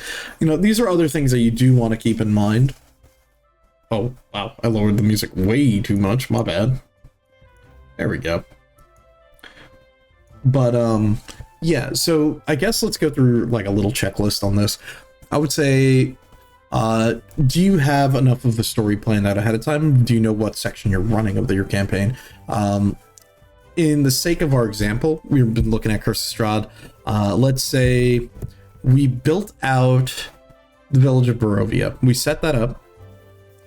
I would say you would want to set up the village of Barovia, a couple of the routes around it, and maybe a surrounding wood area just in case, like, the party decides to check the woods for something, or maybe they run into an event and you need a wood map. You would want to make sure that the village itself is set up. All the key pieces within the village, you have set up, like, you've got a sheet for, or like a character for the hag, maybe some of these other NPCs. You want to make sure that you've got your map sorted out. I mean, worst case, you could always theater of the minded, but, at least in my case, if I were doing this, I would want to make sure that I've got the map set up. I want to make sure that I've got all the different bits and pieces. I know that we talked about Death House, which I think we can just pull up in one of the appendixes here, which we're probably going to jump to the appendix real quick and start looking at Death House. Because these other chapters are important, and we could totally, like, jump back. Because, yeah, okay, Old Bone Grinders next. But these are all, like, the different major locations, and we sort of got an idea of, like, the gist of what our story is going to be. But we'll keep on looking. I do want to jump down here, though. I'm curious about this because this is supposed to be an interesting little bit here. Because what we talked about was, if we were going to run the entirety of Curse of Strahd, we do our sections, we run out bits and pieces of the campaign. I would say this is interesting because this is more of a straightforward thing, and hell, it's even recommended here. Okay. So Appendix B, we're going to take a look at the Death House. You can run Curse of Strahd for level 1 characters with the help of this optional mini adventure, which is designated to have characters advance to level 3. Players creating first or level 1 characters can use the haunted house or the haunted one character background in Appendix A, or if they pick backgrounds for the player's handbook as normal. See, before that, characters can explore the haunted townhouse, notice the Death House. You need to guide them to the village of Barovia. The Creeping Fog adventure hook works best, and it introduces a few distractions. Once the characters arrive in Strahd's domain, steer them towards the village, and for this duration of the adventure, of the introductory adventure, any attempt by the characters to explore other regions in Strahd's domain cause the mists of Ravenloft to block their path. Perfect. Okay. That is the other important thing. How do you say no without saying no? In my case, when I had my characters or my players exploring a section of like a region, I basically gave them the idea of where don't do what I did. I literally gave them fog walls. I'm like, you can't seem to see what's further past that. However, you see creatures going in and out across the bridge as if there was nothing there at all. It seems that something's preventing you from going forward.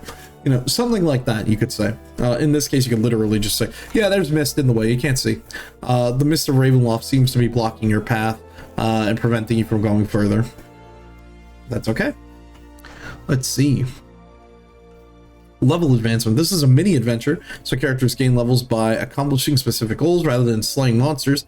Okay, we talked about this last time. I'm sort of this type of level advancement. I prefer doing campaigns where, you know, you accomplish your goals and you gain experience that way with milestones. I've done both. I've done both, gaining experience per monster kill while also doing milestones.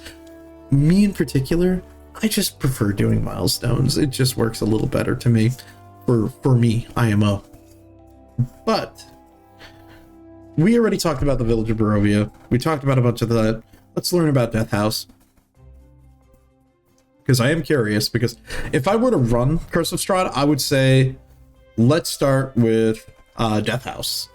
Because this seems like a good idea. And I say that from my base knowledge of Curse of Strahd, where people have always said, if you're going to run it, either start in Village of Barovia on its own in full, or just do Death House. Then from Death House, you can transition it into a full campaign. That's my only knowledge of Curse of Strahd outside of what we've read so far. So there you go. There's that little bit. Same. Hell yeah, dude. Okay. So, Death House is the name given to an old row house in the village of Barovia. The house has been burned to the ground many times, only to rise from the ashes time and time again, by its own will or that of Strahd's. Locals give the building a wide berth for fear of antagonizing the evil spirits believed to haunt it. The wealthy family that built the house practiced the dark arts. Oh no. Through seduction or indoctrination, they expanded their cult and made a small yet nefarious circle of friends. And when word got out, the rest of the village turned a blind eye to the house and the nightly debauchery that happening within it. The cult tried to summon a malevolent extraplanar entities with no success. Dude, that sounds bad. Dude, that is big bad news. You don't want to do that. Oh damn, the track ended. You know what? That's fine. We'll let this go. Wow, what a timing for a track. Let's see. When the cult tried to summon it, it didn't work. The cultists also preyed on visitors, sacrificing them in bizarre rituals, hosted morbid banquets to feast on their corpse. Oh, great. So there's cannibals. Let's see. When nothing came out of these ritualized murders, the cultist activities became thinly disguised excuses to indulge in their lurid fantasies. The ranks of the cult thinned as members began to lose interest in this debacle. Then Strahd von Zarovich arrived. The cultists regarded Strahd as a messiah sent to them by the dark powers. Drawn to Strahd like moths to a flame, they pledged their devotion for a promise of immortality, but Strahd turned them away, deeming the cult and its leaders unworthy of his attention. The cultists withdrew to Death House in despair. See, the cult's habit of trapping and devouring wayward visitors proved to be its downfall. On one such occasion, the cult snared a band of adventurers whom Strahd had lured to his domain to be his playthings. Let's see. A black carriage arrived at the Death House soon thereafter. From out its black heart stepped the vampire himself. The cultists tried to impress Strahd. In response, he slaughtered them for slaying his playthings. Centuries later, the cultist spirits haunt the dungeons underneath the house. The building itself seems unwilling to let the cult be forgotten. Okay, Rose and Thorn. These are the characters pulled into Strahd's domain by the Mist of Ravenloft, forced to follow a lonely road, or eventually do that. Okay, so this is the same way, I guess, how you would get in here, though, huh? Let's see.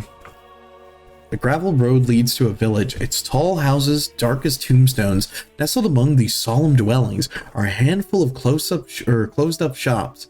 Even the tavern is tight shut. or shut tight. A soft whimpering draws your eye towards a pair of children standing in the middle of an otherwise lifeless street. These children are 10-year-old Rosavalda, Rose, and her 7-year-old brother, Thornebold, Thorn. Thorn is weeping and clutching a stuffed doll, and Rose is trying to hush the boy. If the characters approach the children or call out to them, add the following. After shushing the boy, the girl turns to you and says, "There's a monster in our house," and points to a tall brick row house that has seen better days. Its windows are dark. It has gated portico? Portico. I would assume it's like a entranceway? Oh, it's like a tiling. On the ground, and rusty gate is slightly ajar. The houses on either side are abandoned, and the windows and doors are boarded up. Well, that's unfortunate. Okay, what do we got here? Characters who question the children learn the following information. The children don't know what the monster looks like, but they've heard its terrible howls. Their parents, Gustav and Elizabeth Durst. Oh man, like at least it's not Fred Durst. Keep the monster trapped in the basement. There is a baby, Walter, on the 3rd floor of the nursery. Untrue, but the children believe it. Let's see. Rose and Thorn say that they won't go back in the house until they know that the monster is gone, and they can be convinced to win the portico while the characters search the house. Although they appear to be flesh and blood children, Rose and Thorn are actually illusions created by the house to lure characters inside. The children don't know they are illusions, but vanish if attacked or forced into the house. I see. Interesting. Let's see. Children died of starvation centuries ago after their insane parents locked them in the attic and forgot about them. They were too young and innocent to understand that their parents were guilty of heinous crimes, and their parents told them stories about a monster in the basement to keep children from going down to the dungeon level. The terrible howls that they heard were actually the screams of the cult's victims. Oh no. Yeah, damn, that's sad. Holy shit. Damn. Okay, the mist. Characters who remain on the outside of the house can see the mist close in around them, swallowing up the rest of the village as more and more buildings begin to disappear. Characters that are left with little choice but to seek refuge inside of the house. The mist stops short of entering the door, but engulfing anyone outside. Okay, well, I guess that's one way to get people into the house. Quite literally strong-arm them into the building, but hey, it works, and you're following the rules because you're using the mist of the lands of Barovia. Okay. The areas of the house correspond with the maps on page 216. Okay, cool. We're gonna have a map soon. Let's just take a little look at that real quick. And that is the death house. Damn. Fancy looking building. Kind of like it. Well, at least the front of it looks nice. And then you look in here and you're like, I don't know about this place.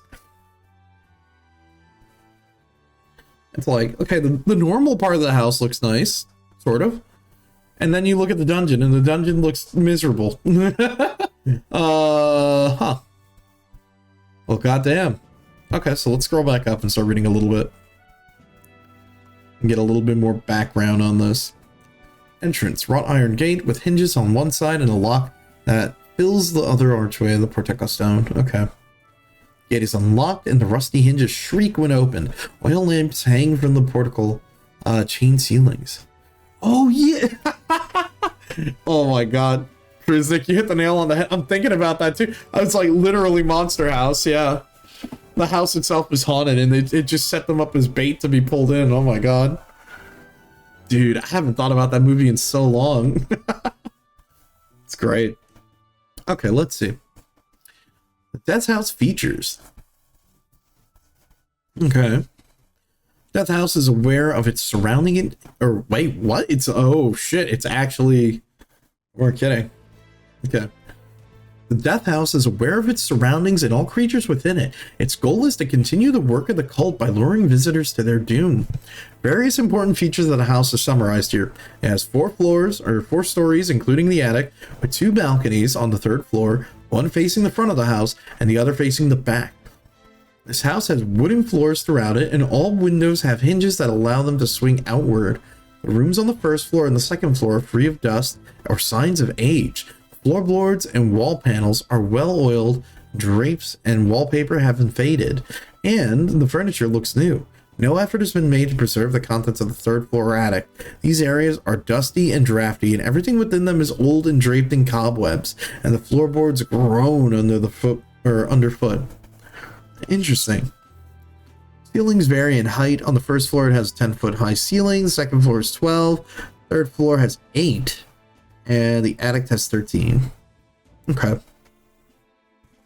None of the rooms in the house are lit when the characters arrive, although most areas containing working oil lamps or a fireplace. Okay, so you can light the place up at least.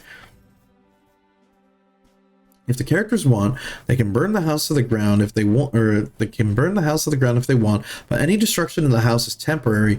After 1d10 days, the house begins to repair itself. Ashes sweep together to form blackened timber, which then turns back into a sturdy wood frame, in which walls begin to materialize. Destroyed furnishings are likewise repaired. It takes 2d6 hours for the house to complete its resurrection. Items taken from the house aren't replaced, nor are undead that are destroyed. The dungeon level isn't considered part of the house and can't repair itself in its fashion. Interesting. Well, damn. Boy, do I have a real estate proposition for you. Just seal up that dungeon and you have a self-rebuilding house. Interesting. Let's see. Playing form patrons, portraits of stony-faced aristocrats, long-dead members of the Durst family. Okay, main hall. Interesting. So the place itself looks very nice. Quite literally. Let's see. Wooden panels are ornately... wooden panels... walls are ornately sculpted with images of vines, flowery... or let's see, flowers, nymphs, and satyrs. Characters who search the wall on the secret panel will see serpents and skulls inconspicuously woven into the design. Decorative panel falls all the way up. Cloakroom, several black cloaks hanging from the wall. Top hat sits on a high shelf. Let's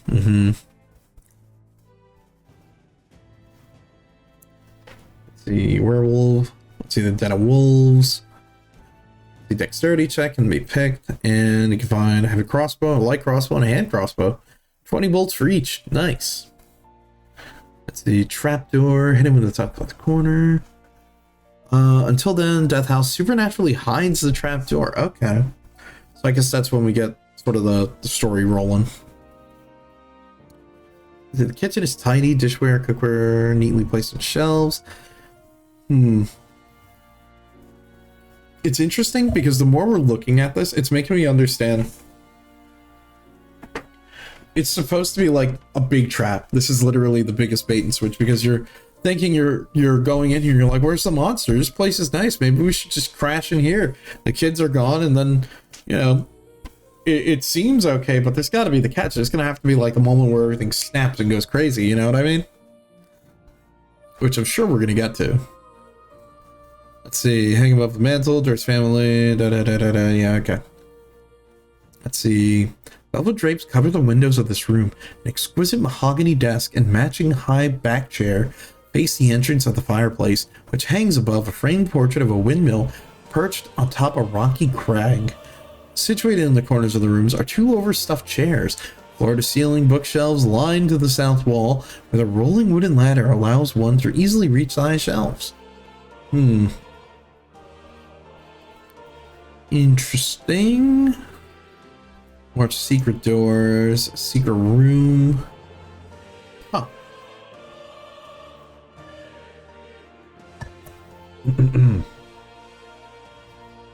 The secret room contains bookshelves packed with tomes describing fiend summoning rituals and necromantic rituals of the cult called the Priests of Ozzibus. Let's see, the rituals are bogus. Any characters can ascertain after studying the book for 1 hour and succeeding a DC 12 Arcana check that it's bullshit. Okay, cool. Let's see, what else? Oh, I see. I see what's going on here. Heavy wooden chest with clawed iron feet stands against the south wall. It's half closed. Sticking out it is a skeleton in leather armor. It reveals that the skeleton belongs to a human who triggered a poison dart trap. 3 darts are stuck into the dead adventurer's armor and ribcage. dart-flinging mechanism inside the chest seems to no longer function. Clutched in the skeleton's left hand seems a letter bearing the seal of Strahd von Zarovich, in which the adventurer tried to remove the seal. Writing in flowing script, the letter reads as the following. My most pathetic servant, I am not a messiah sent to you by the dark powers of this land. I have not come to you to lead you on a path of immortality. However, many souls you have bled on your hidden altar, however many visitors you have tortured in your dungeon, know that you are not the ones who brought me this beautiful land. You are but worms writhing in my earth, and you say that you are cursed and your fortune spent. You abandoned love for madness and took solace in the bosom of another woman, and still sired a stillborn son. Cursed by darkness? Of that I have no doubt. Save you from your wretchedness? I think not. I prefer you as you are. Your dread lord and master, Strahd von Zarovich. Damn. That's... Ooh. Okay, Strahd's kind of a badass, I'm not gonna lie. He hard mic dropped on him with that. Damn. Okay. Well, they weren't kidding when he said that. He was not impressed with them. Okay, so animated armors. Oh, okay, so I see. So the players start off at the lower levels of the house. They sort of start exploring to try and figure out what's going on. They see that things look too nice. They start going up, and as they go up, they start finding these different things. They find like trapdoors. Well, they can't go down the trapdoor yet. I think what we're getting here is we want the players to come into the death house. They explore the first floor, then maybe start looking at the second floor. They start finding these traps, or maybe it's what's the word I'm looking for? They find the treasure chest with the broken poison dart mechanism. Maybe they find some other things that lead to showing that, oh, there's other things going on here. They find the hidden door. They find the secret room with the library with the books that basically talk about the cult, and realize, oh, this is bullshit. You know, stuff like that. I think we're starting to see where is this going. Yeah, and now as they climb higher into the building, they realize, oh, it's dusty, it's nasty here. There's a lot of stuff that just isn't right. Yeah, okay. Let's see. The dumb waiter that goes back down to the kitchen. And treasures. Anything else in here? Plumbing no longer works. Let's see. Dusty shelves lying in the wrist. Room of animated attack. What was that? Leans against the wall, attacks any creature. Oh, it literally just attacked.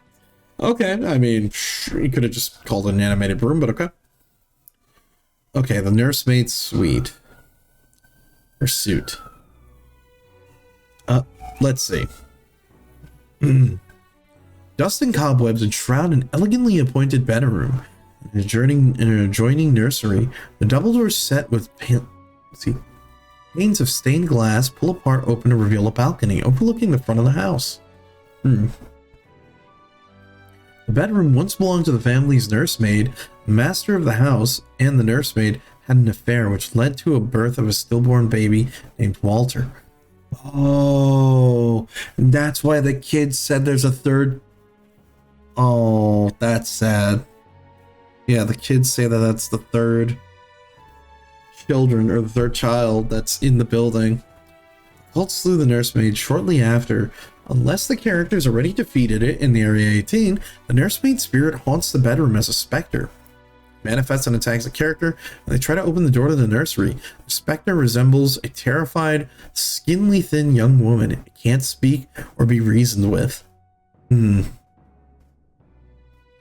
see, is there anything else interesting here? There's eyeballs among the berries, a secret door. Nursery contains ribs covering. Oh no, ribs covered with a hanging black shroud. When a character parts the shroud, they see a tightly wrapped, baby-sized bundle lying in the crib. Characters who unwrap the blanket find nothing inside. Oh, damn, that's kind of sad because now it's okay. I see what's going on. Implications there. Damn. That's the attic hall. Okay, so this is still the case with bringing everyone up the building. The door there is locked, but you could open it up. Okay. Drapes it like a wedding veil, spare bedroom, storage room, check. Okay. Characters disturb the remains, the nursemaid specter appears. Okay, so you can have this show up twice, or show up in one area and then another. Let's see, children's room. This room contains a bricked up window flanked by 2 dusty wooden frame doors, and closer to that, dollhouse that's a perfect replica of the Druid or edifice in which you stand in. Oh, so it's literally a... I see. Furnishings are draped in cobwebs. Lying in the middle of the floor are 2 small skeletons wearing tattered but familiar clothing. The smaller 2 are cradled. Let's see. The smaller of the 2 cradles a stuffed doll, which you also recognize. Okay. Drink some water.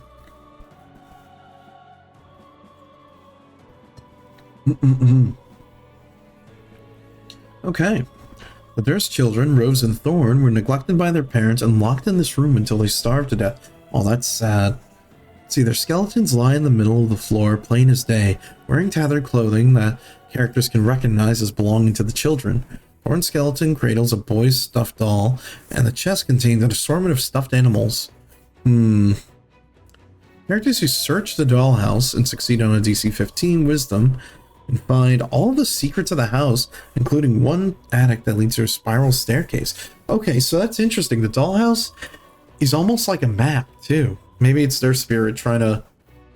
Oh, I see. Technically, their spirits aren't lingering, but as a DM, you could probably play that their spirits are lingering and have them point to the dollhouse as a way to use that as a way to sort of guide the player. That could be an interesting way to go about it. You know what I mean? And they're using the dollhouse as a method of showing... I see. Okay. Okay. I think I gotta know. Big fancy spiral staircase. I see this would be like right below. There's other spiral staircases and how they would get down. I see. Okay. Okay, interesting. Rose and Thorn. Oh no. Aw. I see. Rose and Thorn. If either the dollhouse or the chest is disturbed, the ghosts of Rose and Thorn appear in the middle of the room. Use ghost stat blocks in the monster manual. These ghosts are small and lawful good. They lack a horrifying visage action. They speak common and have a CR. No, don't kill them. Children don't like it when the characters disturb their toys, but they only fight in self-defense. Unlike the illusions outside of the house, these children know that they're dead.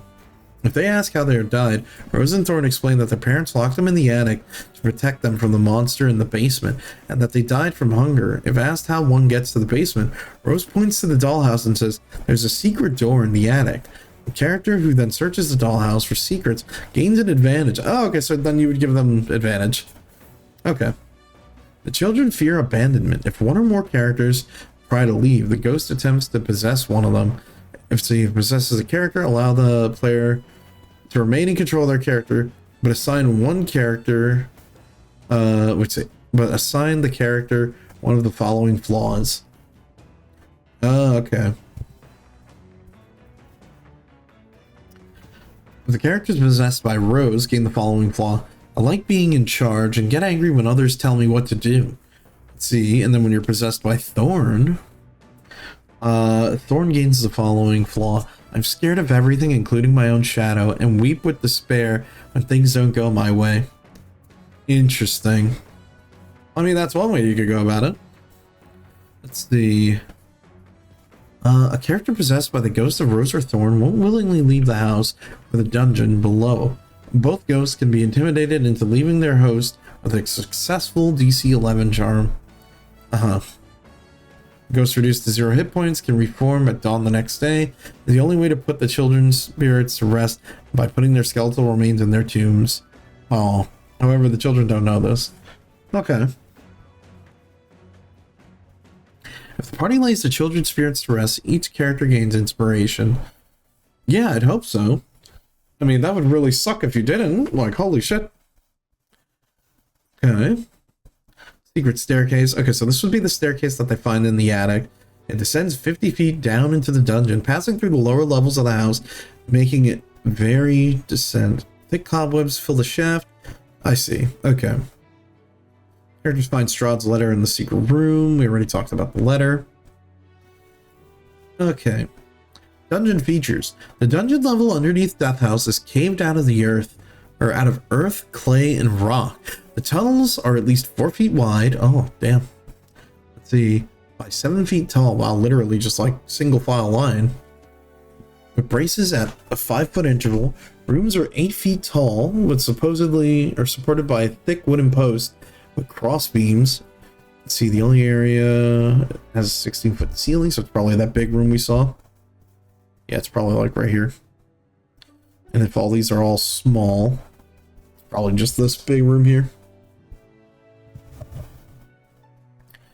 The characters without dark vision must provide their own light sources as the dungeon is unlit. As the characters explore the dungeon, they can see certain centuries-old human footprints in the earthen ground leading each way.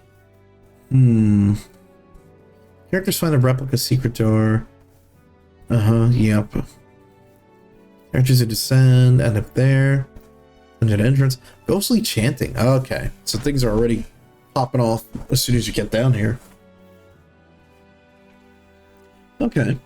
From the moment they arrive in the dungeon, the characters can hear an eerie, incessant chant echoing throughout. Oh no. It's impossible to gauge where the sound is coming from until the characters reach area 26 or 29. They can't discern words until they reach area 35. Family crypts. Each crypt is sealed with a stone slab unless noted otherwise. Removing the slab requires, let's see, a successful strength check or using a crowbar to gain advantage. Okay. Walter's crypt. Let's see. Etched into the name, Walter Durst, the crypt is empty. See, Gustav. Stone slab is etched with Gustav Durst's name. Coffin is empty atop a stone briar. Elizabeth's crypt. Elizabeth Durst. Oh, it has an insect swarm. Okay. Rose. It's empty. All of them are empty. Skeletal remains are placed in that. The children's ghost finds peace and disappears forever. A character possessed by Rose's ghost when this occurs is no longer possessed. Same thing with Thorn. Okay, and then here's the cultist quarters. I see. Let's see, well, cultist quarters. Ew, pouch made of human skin, yuck. Let's see, this is a room contains 3 chests, 3 moss agates. Let's see, folded piece of black cloth. Yeah. Hidden spike pit. Ghost chanting can be heard without. Let's see, sharpened wooden spikes at the bottom of the first character step on and covers, fall through it, landing prone, taking 3, 1d6 bludgeoning damage, and falling plus, oh god, plus 11, 2d10s. Okay.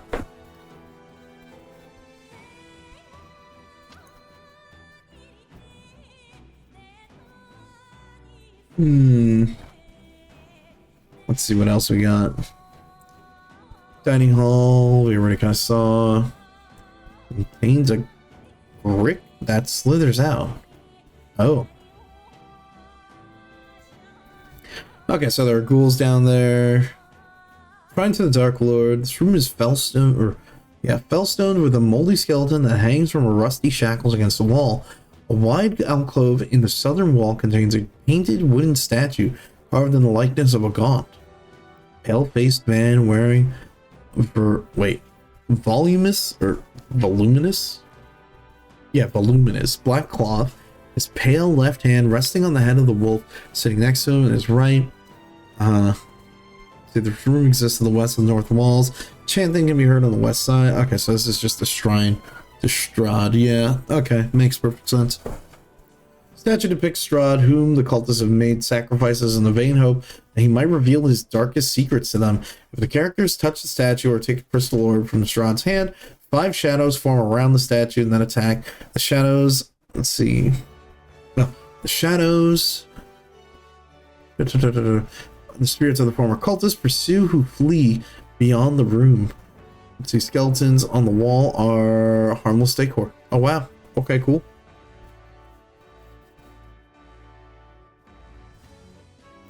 Oh, mimic in the skies. Any creature that touches the door becomes adherent to the creature. Okay, so it's just a mimic gets a jump on them. Okay, nothing too crazy out of hand. Okay, a lot of this is just gonna talk about some of these other things. Oh, and dissected frog lashed to a stick. This could be mistaken for a wand of polymorph. Fair enough. Folded cloak made from stitched ghoul skin. Yuck. See, cultists amassed several relics that it used in its rituals. These worthless items are etched or stored in 13 notches along the wall. A small mummified yellow hand with claws as sharp, with sharp claws. It's a goblin's hand, and like the rope. A knife carved from human bone. A dagger with a rat skull set into the pommel. An 8-inch diameter varnished orb made from a nautic eye, and a spurgulum carved from bone. Folded cloak made from stitched ghoul skin. Ugh. Let's see, dissected frog. A bag full of backguano. I mean, hey, that's fireball material.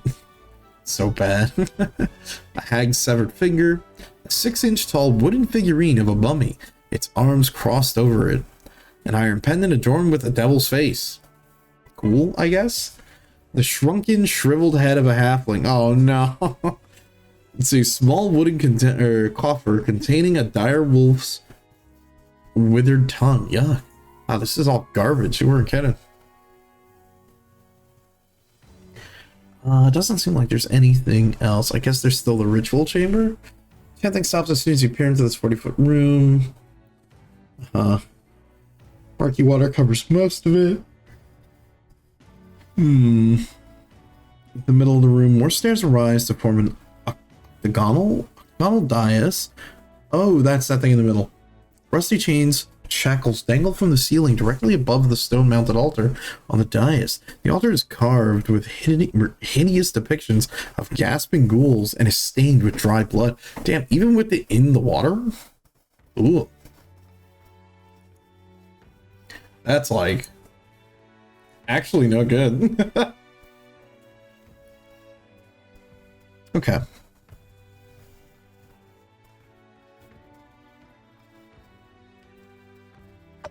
Let's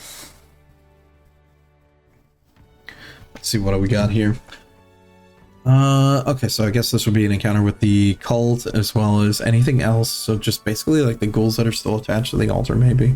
Yeah, the shambling mound. Okay. You think your favorite mimic story is when a player found a pile of bent copper coins and pocketed them, and over time they started replacing the player's items. They eventually caught on and threw the bag of mimic coins into the bag of oh no!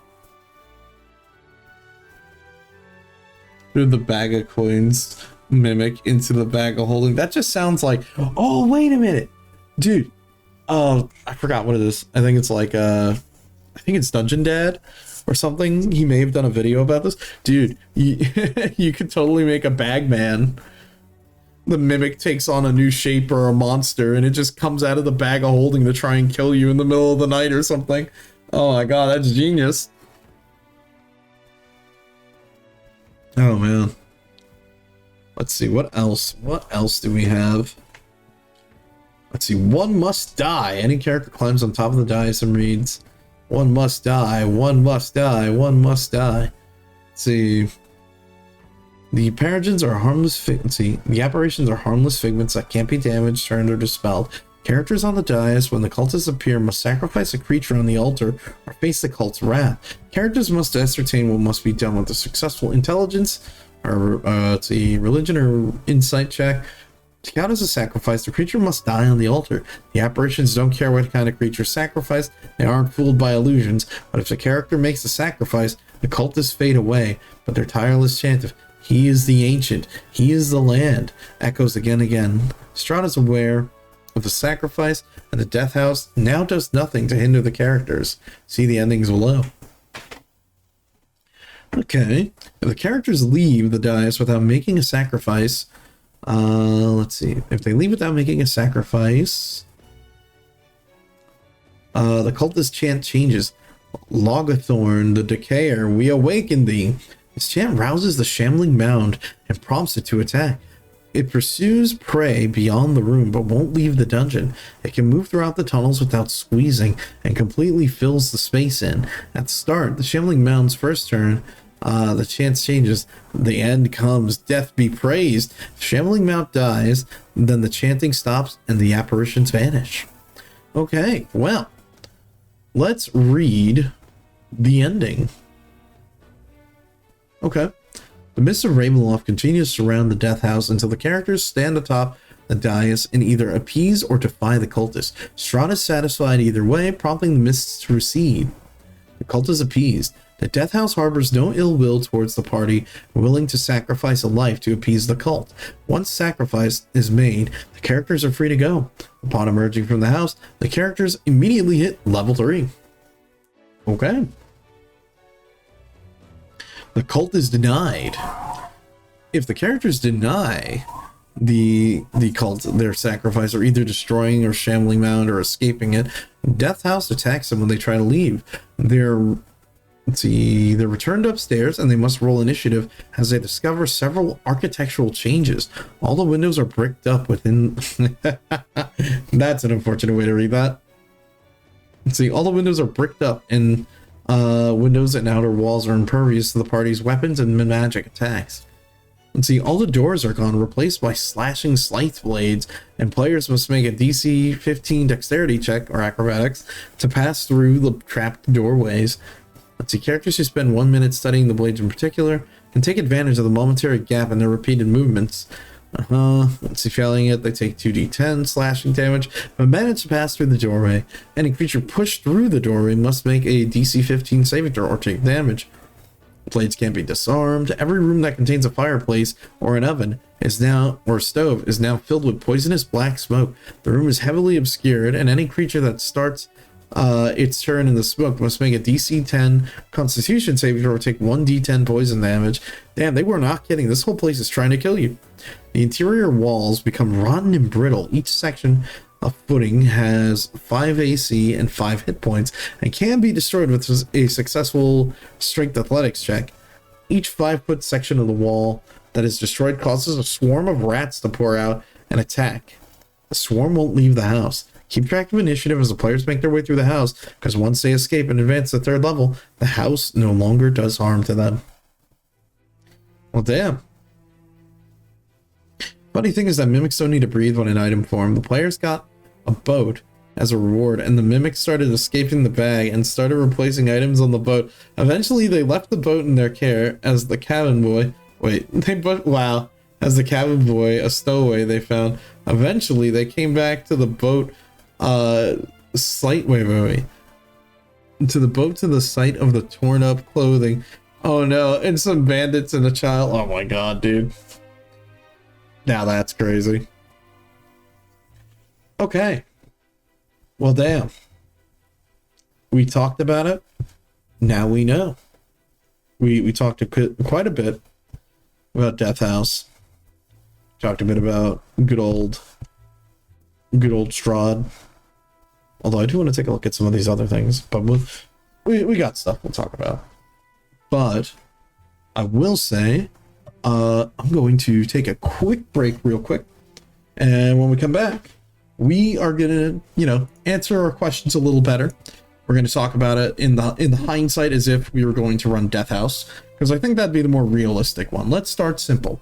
In the same vein that I said at the start of this stream regarding my previous campaign, or my current campaign that I'm working on, let's start simple. Let's do something easy, and then we'll work our way from there.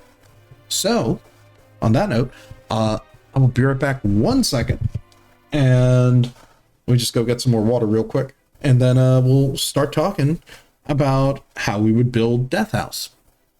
So, be right back 1 second. Oh my god. No, I can't believe it. You actually... Damn, rude. All right, well, you forced my hand. What can I say? That's what happens when you redeem sellout. You force me to play an ad. All right. Be right back 1 second. Let me get some water, and then let's get started on talking about building out Death House and what we'll need for it. So, 1 second, everybody. Here. And let's talk. Let's see. Oh, what's up, Dice Covet? Let's see, man. Curse of Strahd is a terrible campaign to learn how to DM with. Yeah. Yeah, I totally can agree with you there. If anything, I would probably recommend, like, look at Death House. Do an easier module. I think there's like a couple other things people recommended. Why are we talking about Curse of Strahd? Because I am someone that I'm learning 5e, and I have a lot of experience with 3.5 and Pathfinder. So I was like, a lot of people have told me Curse of Strahd's an interesting module to read. So I was like, why not? That's really what I was doing. I wanted to know more about why people recommend this and why is it such a good read. So that's kind of why we sort of took a look at it, and we've been kind of using it as our little example here. But we might elaborate a bit, since we've been jumping around between this, talking a bit about the player's guide, or well, not player's guide, the DM's guide, which we are going to sort of look at as a bit of a base too. We're going to bounce around a bit back and forth between a couple things here again. Cause let me see, can I make this bigger? I can. Okay, well, we'll do that in a second. Because we're going to adjust our list here, and we're going to talk a little bit. So, shout out to you, Dice Coven, if you're still there. Welcome aboard. And if not, that's okay. Let's see, the Warlock rolled a high enough. Let's see, persuaded him back as a child. Let's see, bring back the child as an added bonus, then paint the boat immune to fire. Oh my god, the players set the boat on fire, killing all the mimics. Jesus Christ, dude. Oh, brother. Okay, well, on that note, let's talk. So let's see, we spent about a little over half the stream talking about, you know, reading through Curse of Strahd, reading through some of these other things. Let's talk about Death House. We already talked about Death House, we ran through it. Let's talk about how would you run Death House? Give me a second here. Where the hell is it? Let me just grab all that. And let's don't mind me, as I am just tweaking this a little bit. Okay, let's see how that looks. That look okay? Alright. We're going to talk about running Death House. So we're going to just copy and paste all this. I'm just going to save this somewhere else. Let's start from the top. So, let me, hold on. Before I do that, let's make this like bigger to read real quick. Let's try that. Okay.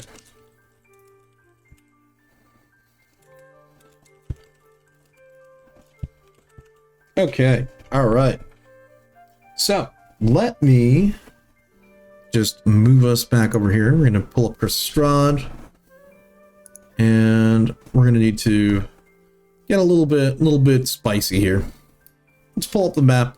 Let's put this on the side, just so we know what we're looking at. And let me just copy and paste our questions real quick. Whoops.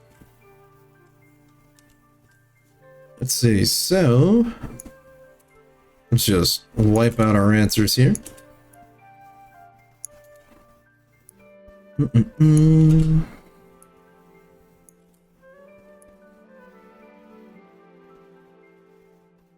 See, how do we want to deal with traveling? Keep that. You know, you think I would have set up a little bit of a better document. but don't worry about it next time. Actually, let me shrink this down a little bit because I think we're a little bit too zoomed in. And we're gonna move this over here, and we're gonna make this a bit bigger so we can talk about it. There we go. Perfect. We're close enough. So let me zoom us out a little bit here. So going from the top here, we talked about Death House. We're going to use this as our example here. So what are the things that we need when we do a campaign? We already talked about where is this taking place. It's taking place in Barovia, in Strahd's domain. Let's say it is the Death House. So we know where, we know when, we know what. What are the themes? We already kind of talked about this, but more specifically, the theme for this would be cults, haunted house,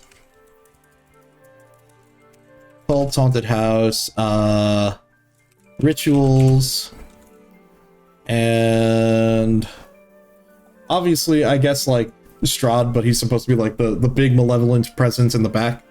So we did that. Let's just wipe that out. Normal players, no banishment, that can stay. We'll wipe that out. Okay. So, let's get cracking. Let's see, we already got our location, Barovia, Strahd's domain. It's going to be the Death House. That is particularly what we're doing. What are the themes? It's going to be dealing with cults. It's going to be dealing with haunted houses, rituals. Oh, cannibalism. What level should the players be? Now, the book itself said that we could be level 1, so we're going to have to put a lot of faith into the game here. We could say this is a level 1 one-shot that says specifically the players will end at level 3. So if we're going by the book, let's say start level 1, get level 2, maybe halfway through,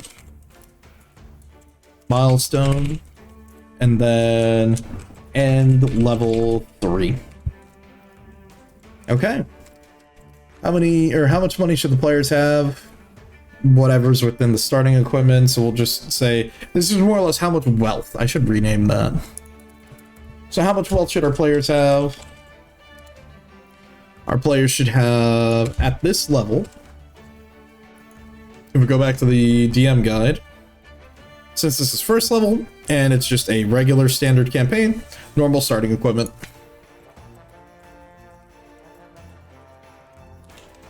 Okay, let's say we have 4 players. We already kind of know what we're in for here. So we got that. Let's see, specific restrictions. No teleportation on mass scale, no banishment. Written in the book. In the book, as that is within Strahd's domain. Okay. Let's see, what type of monsters should we use? Well, we know for a fact we're going to be using ghosts. We're going to be using... what is it called? Mound of Flesh, but... let's see, ghost, animated armor, zombies, and I think it's like the undead corpse pile or something. Corpse pile. What else? Spectre, that's it. Spectre. Okay. What type of music might we want to use? Horror themed music. So let's say horror / suspenseful. Oh my god, English. The suspenseful music. Can be orchestra or any sort of music score you pick. Would there be any changes to the source book we might want to make? Not really, since this is intended for a beginner adventure. Not really. Adventure is gauged for level 1 through 3. At most, depending on... actually, no, we'll worry about that for our last bullet. Who is the bad guy? The Death House. Let's see, the Death House itself is the bad guy. And also, I would say, if it's not only just the Death House, you could say also the cult. The cult / remaining evil spirits. How would we deal with traveling? No traveling in this campaign. In this one shot. Skill checks, yes. For finding trapdoors,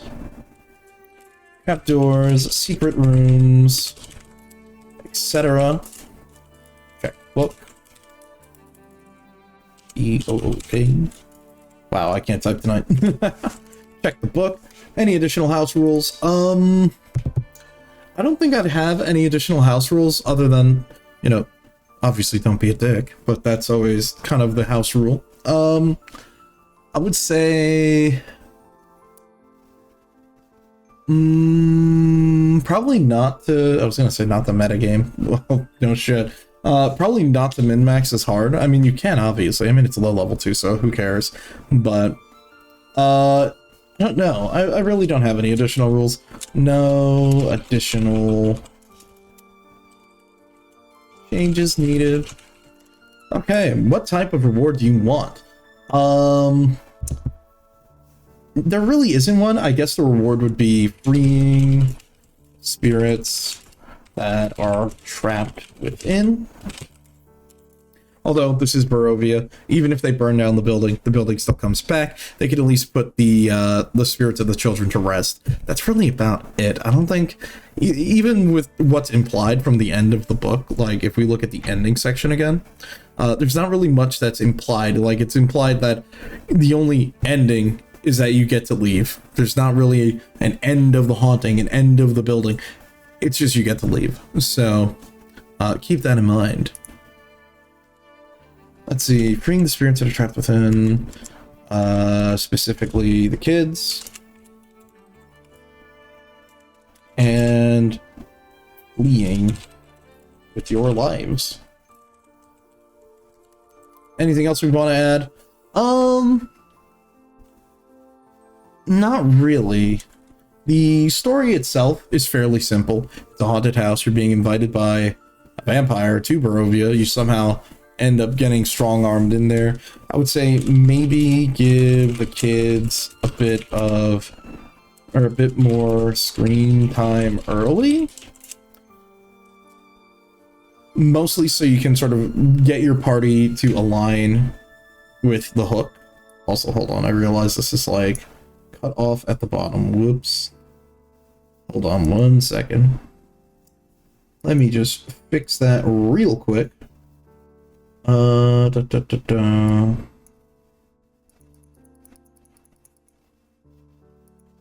we go. That should be a little better. There you go. Okay. So, I'd say maybe give the kids a bit more screen time if you really wanted.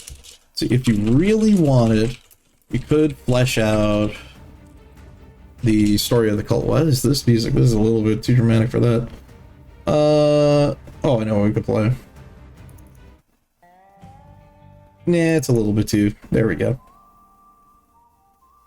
No, that's the one.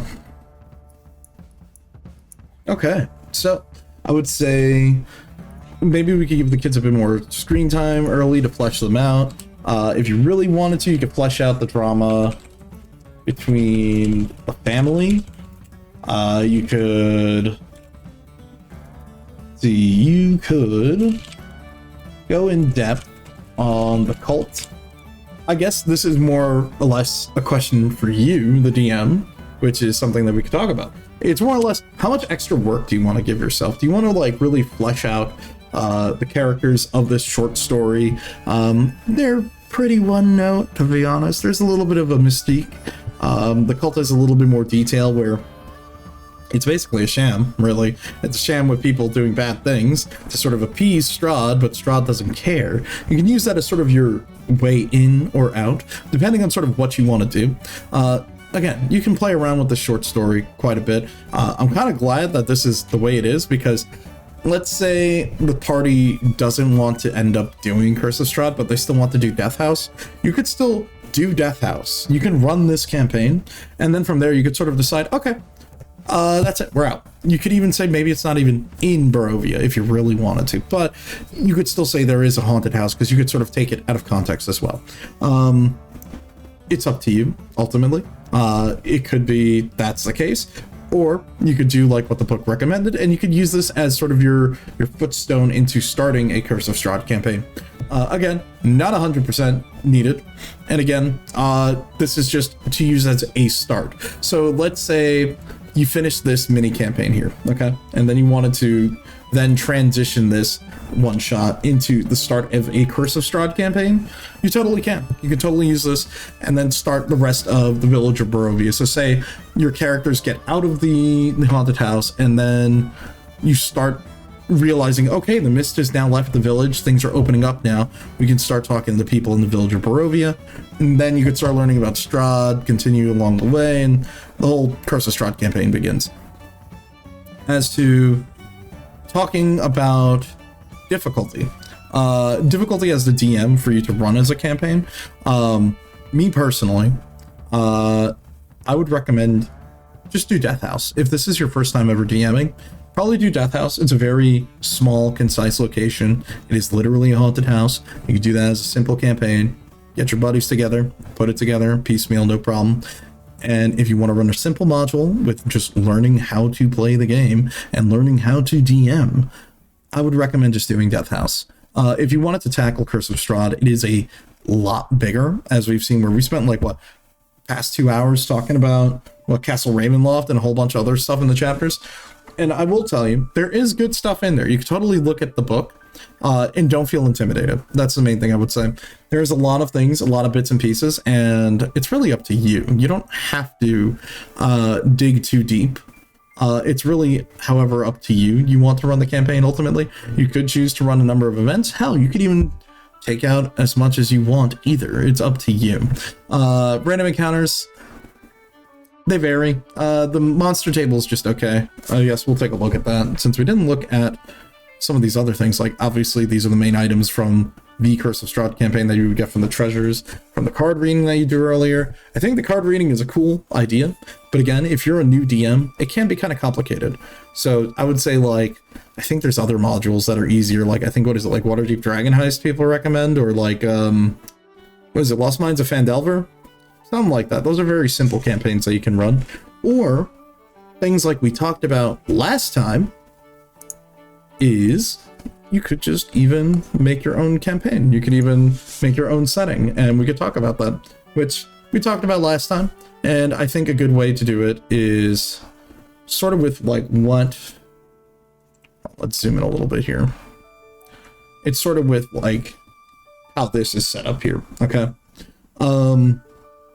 When you're getting started as a DM, I'll give you the best advice I can give you on this. Do your campaigns in a bit of an episodic bit, because if you try to have a one singular long-running campaign, it can be difficult. There's a lot of little nuance, a lot of little technicalities that come up. People come and go, schedules change, you're not always able to do it. So, that's just something to keep in mind. Let me just shrink this down a little bit. We're going to put this on the side here and pull back up our DM's book. Let me just do that a little bit. There you go. You can see it a little better. And let's talk about it this way. So, I will tell you what I learned from my first campaign and sort of how I run campaigns going forward. I typically like to do episodic campaigns where it'll either be centraled in a specific area or around something specific, a task getting done. You could say, is that being railroady? A little bit, depending on, who you're asking. it's more or less up to you on this, because some players like a more linear campaign, other players do not, and then that is, well, what the concept of railroading is, where you basically are trying to shove the players down a specific route for specific things to happen. In regards to what we looked at with Death House, you could say Death House is very railroady. Why? Because there's only really one way to go about Death House, technically. But again, it's up to the players on how they want to explore the house. As we did see, there was options. Like if you look back over here, there was options in regarding to where you could find the specter of the nurse. There were other options on how you could sort of find the different trapdoors and stuff. As the book itself specifically points out, the house itself is trying to hide these trapdoors. So there are other ways down to the basement. You know what I mean? So it's things like that that you need to keep into account. There are different ways to run the same thing, and this is more of a common thing when you're doing modules like this or adventure books. I've never actually ran a module or an adventure book, so this was my first time reading through one of these in full and really giving you an idea of how you can run a campaign, even reading through these with you. So keep that in mind. That is one little note. Let me just drink some water.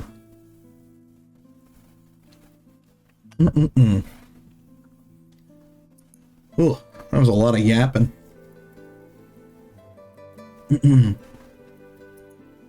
What is this? Oh, this is like a super dramatic song.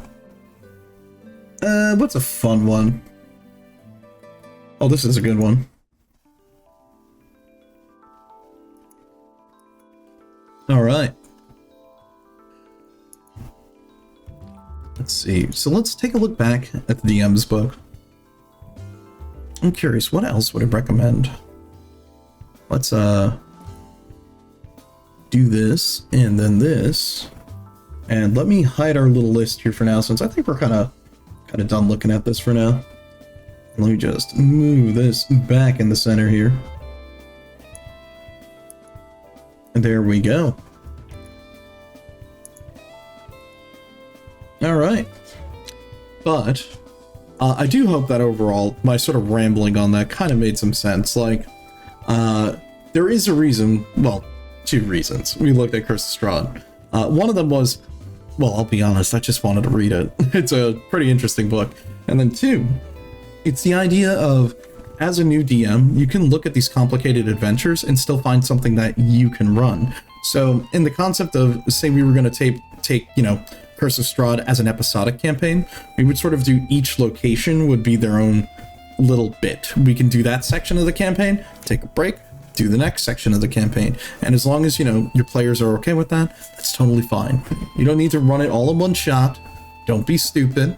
Because again, are you going to really be able to get everyone together for that whole thing? And that's up to you. You could maybe make it, oh, it's the same adventure of continued characters moving on and on and on. But, you know, you can set it up in whatever way you want. It could be like your own little series, you know? And I mean, hell, that's how a lot of, like, big D&D stories, like, or even, like, big books like what, like Dragonlance ended up becoming, where it was a series of campaigns that turned into books. So there you go. What else? What else do we have here? Let's see, Masters of the World. It's basically talking about player power once they're at a high enough level. Again, these are like other things, like different types of versions of campaigns you can run. Let's see, Dark Fantasy, Intrigue, which are more like Cloak and Dagger. These are more like social campaigns. What else do we have here? More mystery solving campaigns. These are fun. Although the hard part, I will tell you, is writing a good mystery. You want to make sure that the story is engaging, or at least you have things that are interesting to really keep people wondering and want to know more about. Usually you do these things to like write hooks for your stories or your campaigns, and that's basically how you go. What else have we got here? You got swashbuckling, so you can make pirate campaigns. It's always fun. Let's see, wars. Wars are interesting campaigns. Yeah, look, see, there it is. The War of the let's see, of the Lance and the Dragonlance Chronicles. Yep, there you go. Good example right there. The Uzia. I don't think we've ever done a campaign like that. It's interesting. What else is in this book? Let's see, creating the multiverse. Oh yeah, we talked about this before. This is really up to you with how creative you want to get with your campaign or your worlds. You really don't need to go into that much depth. I would say when you're making a campaign world, you can lean heavily on the paragons that already exist in D&D. Like, you can just use the same gods, use whatever god system you want. Really, it's all up to you. You don't have to, but you can. Typically the same thing like when it comes to like planes and all this stuff. You can always just do it. You can even invent your own like the book says, but I would just say just grab a couple that you feel are okay, or maybe write your own. Really up to you. Let's see, what else we got here? Planar portals. Meh. What else? Oh yeah, this is like getting really complicated with the different like astral planes and all this. Meh. Little too granular for my taste. I typically don't like to mess with these types of things because it leads to really weird stories. Like, you can borrow things from these, but like, you know what I mean? It's nice when they come to the material plane, which is where, you know, most campaigns resolve. Let's see, Feyfield, Time Warp. You know, I didn't even think about the whole Feywild setting. That is another thing you could do. That would be interesting. Let's see, Memory Loss, yeah. Time Warp. Let's see. Days become minutes, days become hours, no change. Interesting. Let's see, Shadowfell. Oh damn, that looks crazy. What else do we have? These are just talking about the different elemental planes, different things. What else do we got? Okay, cool. There's a nice diagram of it. It's interesting because I think this is just like the multiverse in general for like all of D&D. There's a lot of stuff you can do. There's always tons of things. You don't ever have to worry.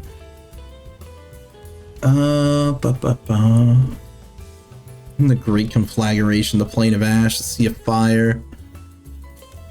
Man, these also look really cool. I like this illustration quite a bit.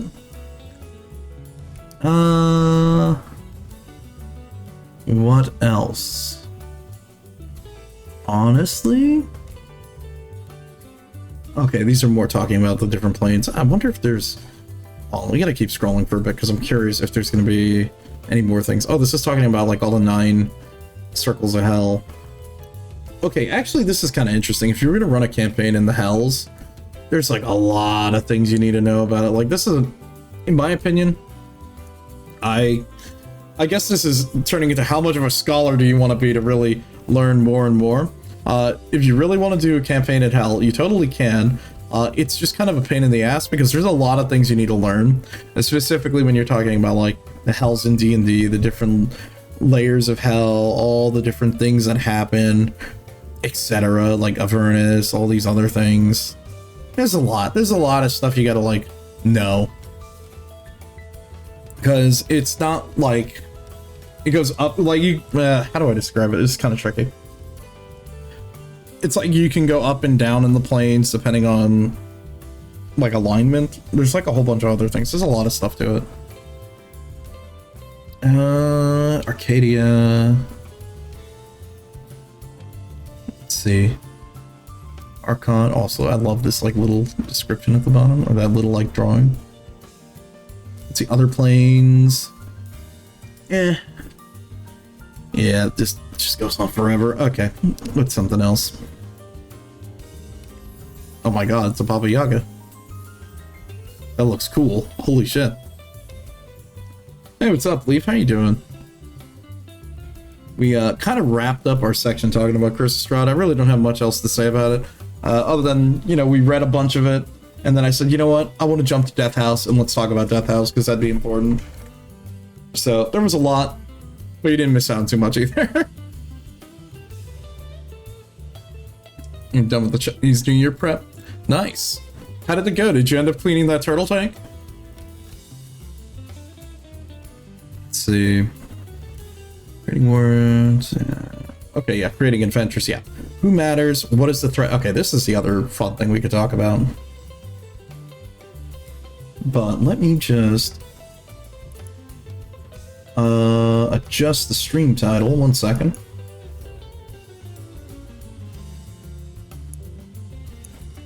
Because we're kind of done with reading Curse of Strahd for now. Turtle tank had a scare. He left the water. Oh no! The tank almost overflowed, but he caught it before they came to that. Good.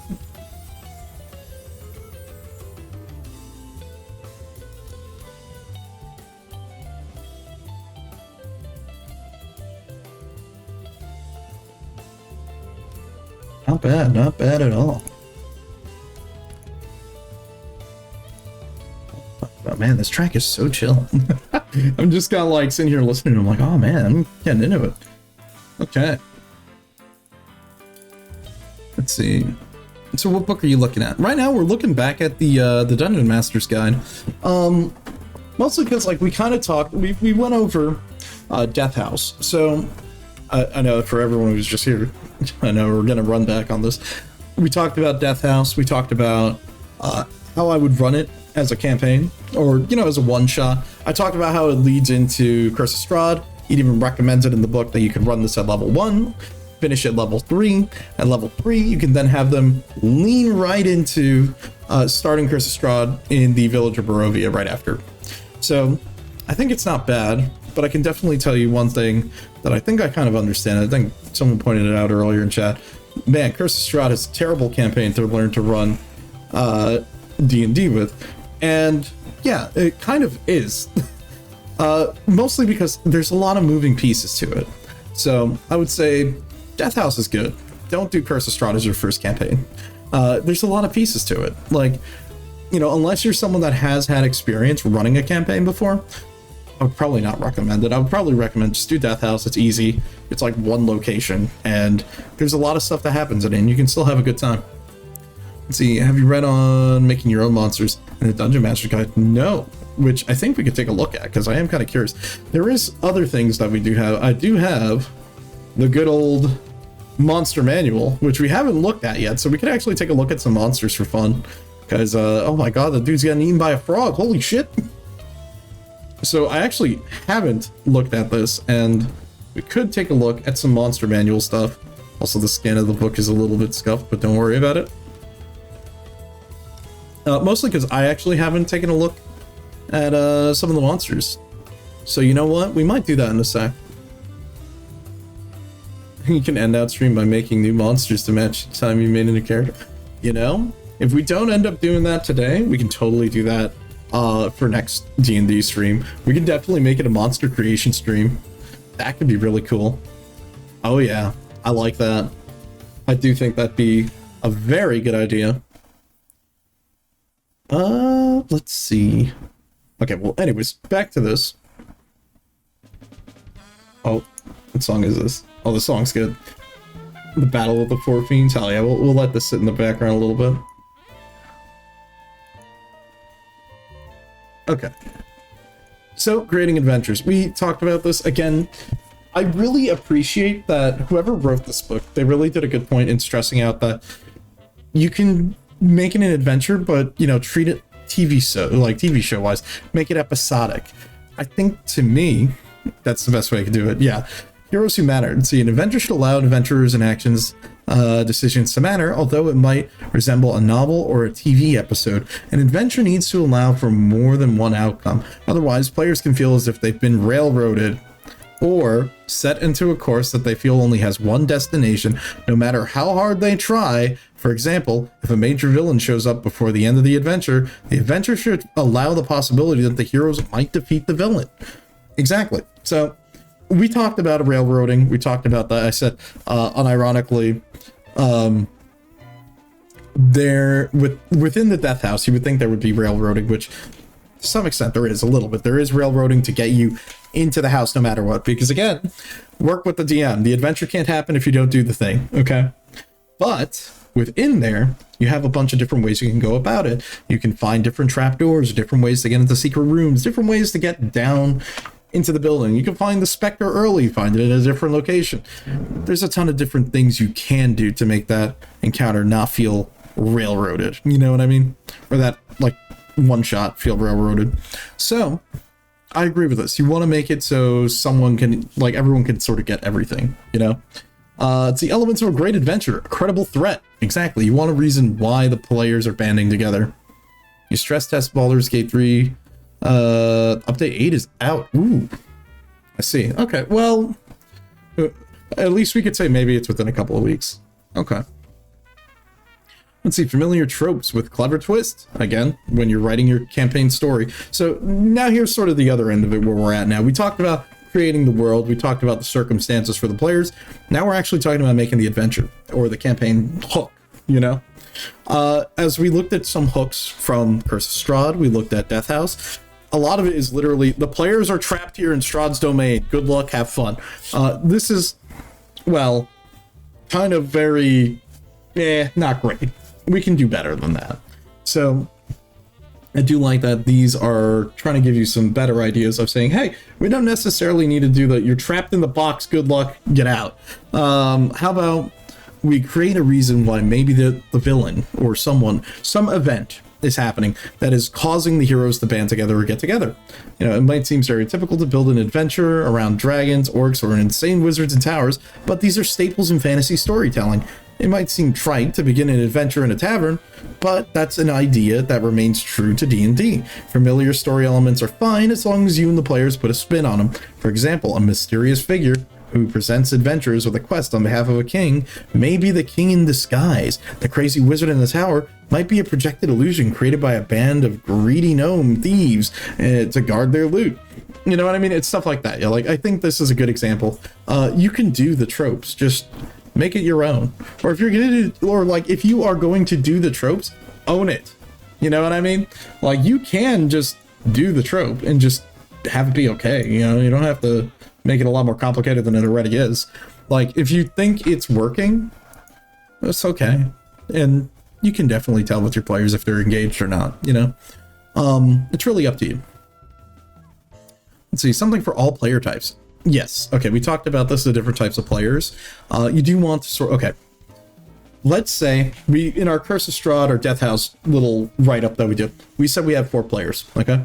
Let's say we've got our 4 players. One of them is more combat focused. One of them is a role player. One of them just wants loot. And the other one, they're just an all-arounder. They're in it for everything. You know what I mean? Let's say they're your more experienced player. We typically want to make the encounter, you know, that sort of gets all these different people involved. Yeah, the exploration, like the book listed here is exploration, social, and combat, and that's typically what you want in your campaigns. I would say, depending on your players, you can kind of pull them. You can even ask, hey, do you want more campaign? More campaign? No shit. Do you want more combat in this campaign, or do you want it to be more roleplay focused? And then you sort of gauge it from there. Typically my players like role playing, but even I still have like a player or two that is more combat focused, and they're like, we want more combat, give us a harder encounter. And again, that sort of depends on, like, you know, how far your players are willing to go to make, you know, a min-max character versus not. What else do we have here? Surprises. Look for opportunities to surprise or delight the players. This also means you can put them in surprise encounters. That is the other thing I would say. Now, again, do this within appropriate means. Don't do anything stupid or say or do anything ridiculous that may catch someone off guard in an in an off-putting way. You don't want that, okay? But you know what I mean? You can still do these things and be interesting. Useful maps. Okay, this kind of depends on a couple things. You could go the literal thing if drawing maps is your strong suit. The internet is a great place to look for adventure maps that have been made free for use. Yes. As someone, okay. As someone that when I make a lot of campaigns online, I typically look for a lot of maps online. Reddit is your best friend. You can typically find a good couple of subreddits out there that have battle maps available that people have made and they've made free, or they're just out there for you to use. I would say there's no shame in using them. It's no problem. If you really want to get into map making, you could use things like Incarnate.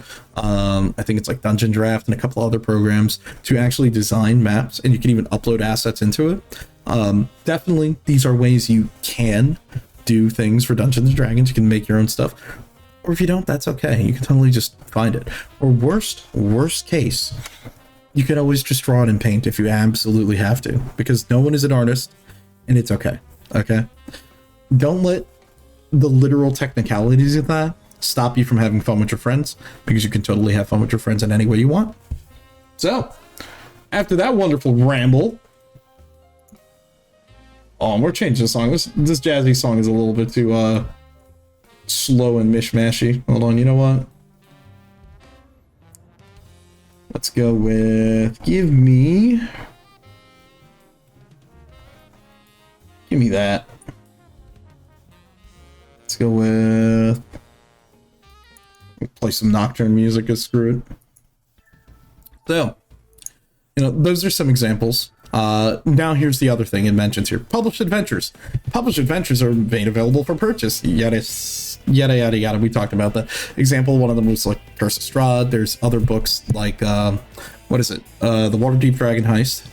Mines of Pandelver? I don't know. There is... We already talked to Curse of Strahd. There is... What's that book? Ooh, the Strixhaven one. I'll be honest, I actually kind of want to run that one. I was taking a look at that one. That's okay.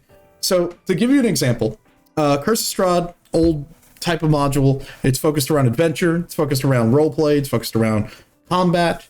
The Strixhaven one's more of a social campaign, to sort of say, where it's like there is exploration, there is combat, there is roleplay, but it's more focused on the roleplay aspect and making additional checks and other things.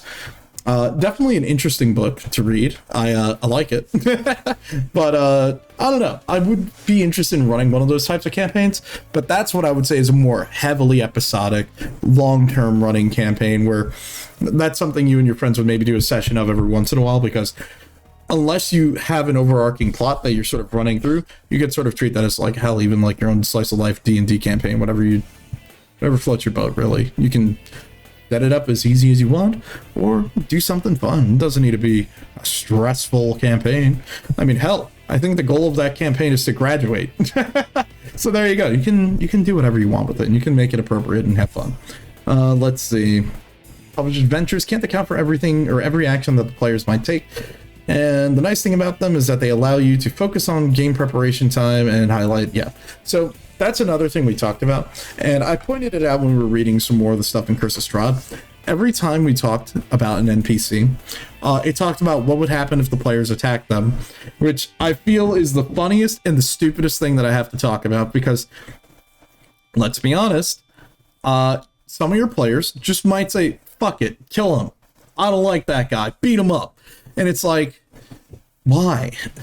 You sit there as a DM and you're like, why are you doing this? You're making this harder on me.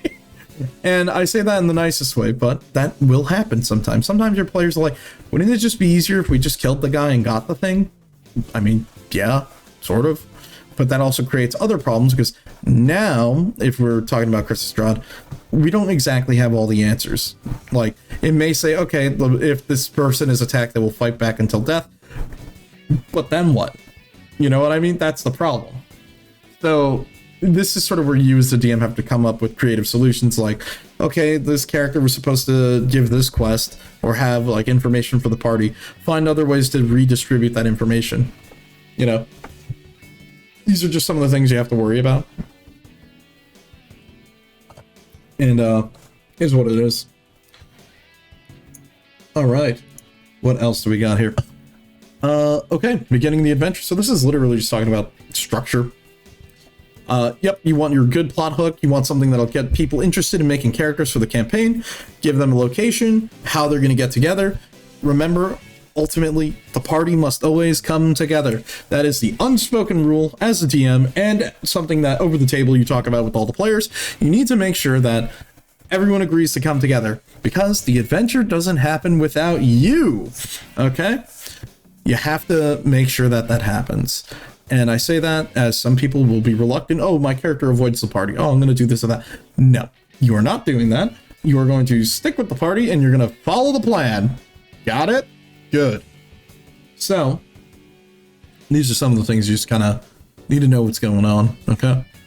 All right, middle of the adventure, where the bulk of the story unfolds. Obviously, you know, traps, combat, plot twists, all these other things, stuff like that. And then ending, some sort of climax, maybe usually fight the big bad evil guy, also known as the BBEG, which is the big bad evil guy.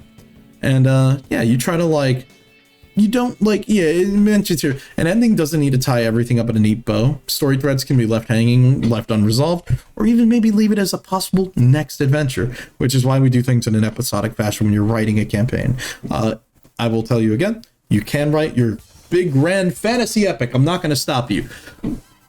But keep in mind, things will change. Maybe you change. Maybe you don't like how the story ends. And I will tell you, I've scrapped the campaign and rewritten it. It happens. Because sometimes you realize after the first couple of sessions, you're like, this sucks. And you're like, I want to redo it. And then you rewrite the campaign. And then you tell your players, yeah, sorry about that. We're rebooting the campaign. Why are we rebooting the desert campaign again, Vice? I got a new idea. You know what I mean? It's stuff like that. And as long as your players are okay with it. And I've even told them, look, you know, you could still use the same characters that you want, if you want. We're just rolling it back to the start. And I'm okay with that. We can figure it out as is. And some of them even talked about it. They're like, maybe I'll change character. Maybe I'm not feeling the same thing. Or in the case of one of my other friends who was in my group, which, again, he's popped on here a couple times, good old Kombucha 49ers. He plays Necromancers. I know, what a shock. The guy with the Grim Reaper Fugitech icon plays a Necromancer. And he told me, he said, hey, if we reboot that campaign, can I make a new character? He goes, I've played nothing but Necromancers for the past, like, 4 campaigns. He goes, I think I want to play something else for a little bit. So, you know what I mean? You got stuff like that, too. These are things to keep in mind. Let's see, adventure types. Yep, location-based, something that's set within a specific dungeon. Maybe it's in a location, like a region. Let's see, identify the party's goals. Yep, give them something. Also, this is kind of funny. I didn't realize that they even have a table for you to roll to figure out the goal for them. That's funny. Roll twice, ignoring the result of 20. Let's see, parlay a villain in the dungeon. Hide from a threat outside the dungeon. Find an NPC in the area. It's funny, I never saw these before. I guess this is like if you really wanted to generate a campaign randomly, you kind of can, which is weird, but now that leaves me to think of something really silly that I might want to try one day, and is try to completely randomly generate a campaign. The poor guy was snorting that crystal necromancer and had an intervention. I know, look, I had a laugh too when he told me, because I was like, damn, you're not gonna play a necromancer? I mean, okay, that's what you want, sure. Let's see what else we got here. Other goals. Yeah, okay, so these are like important. See, identifying important NPCs. Use the adventure allies, adventure villains, and adventure patrons to help identify these NPCs. Okay. Undead with any agenda, Fae with a mysterious goal, cultist, conqueror. Okay, so these are other ways that you can just sort of roll to figure out who is going to be the bad guy. Who are your allies in this situation? Okay, that's cool. At least you get fun options with this. And that's good. I'm okay with that. I think that can be something fun. Bum, bum, bum, bum, bum, bum. You know what? Maybe next time when we're creating our creatures, we'll maybe roll all of these tables and try to see what our randomly generated campaign looks like. That could be fun. Let's see, flesh out the location details. Yep, talk about it. Give it a, you know, is it wilderness? Is it a dungeon? Is it a city? Let's see, find the ideal introduction. Ah. Interesting. This is the literal write the plot hook in for them. Got it. I see. Consider the ideal climax. Yep. Fulfilling, writing up. You want the start of your adventure and the end of your adventure. These are the two things I will say. It's easier to think of your campaign from the end and work it back to the front, because if you have an idea how things should reach to some sort of conclusion, then you can start filling in, okay, well, what are the things that we need to get there? And then work backwards. Like, Stuff like that. It's weird, but sometimes it works. It may not work for you. It works for me, but that's one way you can do it. Let's see what else we got. Consider the ideal climax. Yep, we talked about that. These are interesting. Turn against the adventurers while the main villain attacks. You know, something like big, a big moment in the story that you can use this actually for. See, plain encounters. Yep, sometimes you just need basic stuff. That's fine. See the creating encounters section later in this chapter, which is going to be very helpful. All right, event-based adventures. Let's see. The focus is on the characters and villains do and happen as a result. The question is, where do these things happen? What are the secondary importance? Start with the villain. Putting care into creating your villain will pay off later, since the villain plays such a pivotal role in advancing the story. Use the adventure villains table in the previous section to get started, and then you can use chapter 4 information to flesh them out. Interesting. Villains' actions. Oh, you can even see what they are. Big event plans comes to fruition. Let's see, a riot, a royal wedding, birth of a child, similar thing. Crime spree, attacks that are bolder and more heinous over time. A killer might start out by, let's see, targeting the destitute in the city slums, or for moving up to a massacre in the marketplace, increasing the horror and the body count each time. Serial criminals. Also, I love that. Vampire villain. I like that. Some good art. Let's see, serial crimes, commits one more after another, step by step. In pursuit of a certain goal, a villain carries out specific sets of actions. A wizard might steal the item needed to create a phylactery and become a lich, or a cultist might kidnap the priest of 7 good aligned gods as a sacrifice. You know, stuff like that. I love it. Let's see, what are some of these event-based goals? Bring the villain to justice, clear the name of an innocent NPC, protect an object, overthrow a tyrant. You know, these are kind of fun. I kind of like this. Make sure a wedding goes off without a hitch. That could be like a fun mini campaign you could write. You could write like either that as a one-shot or like a section of a campaign. You like prevent the royal wedding from going wrong, or, you know, defend them. You know, stuff like that. You can do some fun stuff like that. One and done. The villain commits a single crime, then tries to avoid the consequence. Let's see. Instead of ongoing plan to commit more crimes, the villain's goal is to lie low or flee the scene. Oh man, you could make Yoshikage Kira if you really wanted to. Okay. What else we got? Let's see, important NPCs. Anticipate the villain's reactions. As the adventurers pursue their goals and foil the villain's plans, how does the villain respond? Does it lash out in violence or send dire warnings? Does it look for simple solutions to its problems and create more complicated schemes to route around the interference?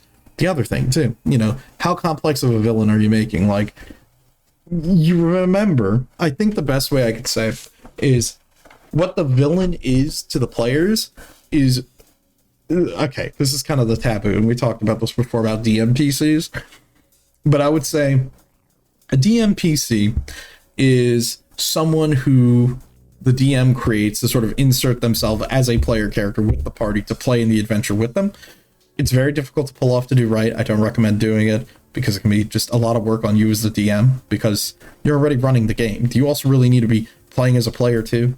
I don't even prefer that. Hell, if I'm in an encounter or like I'm running an encounter and one of the players isn't there, I literally have just given control of that character to another player and said, you can play them too if you really want to, or use their healing out of combat, because I am not going to do that because I'm already running the game. You want to make sure that, you know, your priorities are straight, and you don't want to make it a lot more difficult on yourself because you've already got a lot on your plate. You're trying to make sure everything's working. You know what I mean?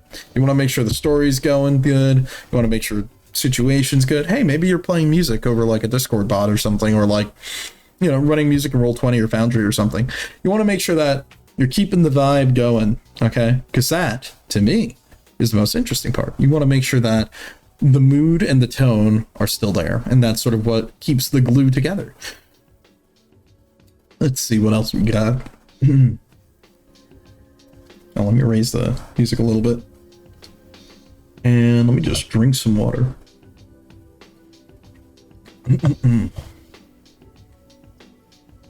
Okay. Let's see, what else do we got here? Mysteries. Okay, so mysteries in campaigns are tricky. I'm gonna tell you, from my opinion, It very much depends on how creative of a writer you are, or maybe what's a mystery that you've seen that you thought, oh, maybe I could try to replicate that. But again, you don't want to just lift and grift the story. You don't want to copyright it. You don't want to just pick up someone else's story or mystery.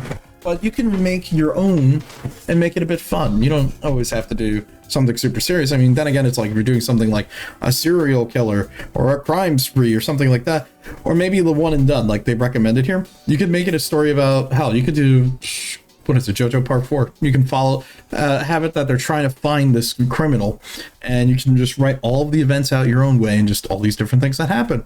Think about the victim's relationship to the villain, stuff like that here. You know, how can you create a more interesting thing? Let's see, what else we got here? Intrigue-based campaigns. Okay, I'm gonna tell you my first campaign I made, the one that I had to give up. It was an intrigue campaign, which is fun, but I would say don't do that as your first campaign. Run a simple adventure. For your first campaign, do something basic, like you and the boys go clean out a goblin cave or something, you know what I mean? Have something fun, make it simple. Don't do an intrigue campaign unless you are a genius writer, because after like a handful of sessions, we kind of got to a point where one of my players got angry at me. He goes, this story doesn't make any sense. And he sat here just poking holes in my story, and we sat here arguing for like, I don't know what felt like maybe an hour or something. And it's like, look, if you are someone who is a very good writer, maybe you can deal with an intrigue campaign. But I will say, it also depends on your players.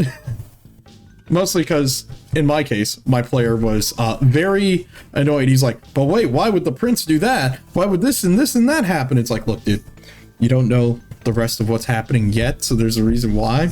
But sitting here arguing with me about the plot of it is a pain in the ass.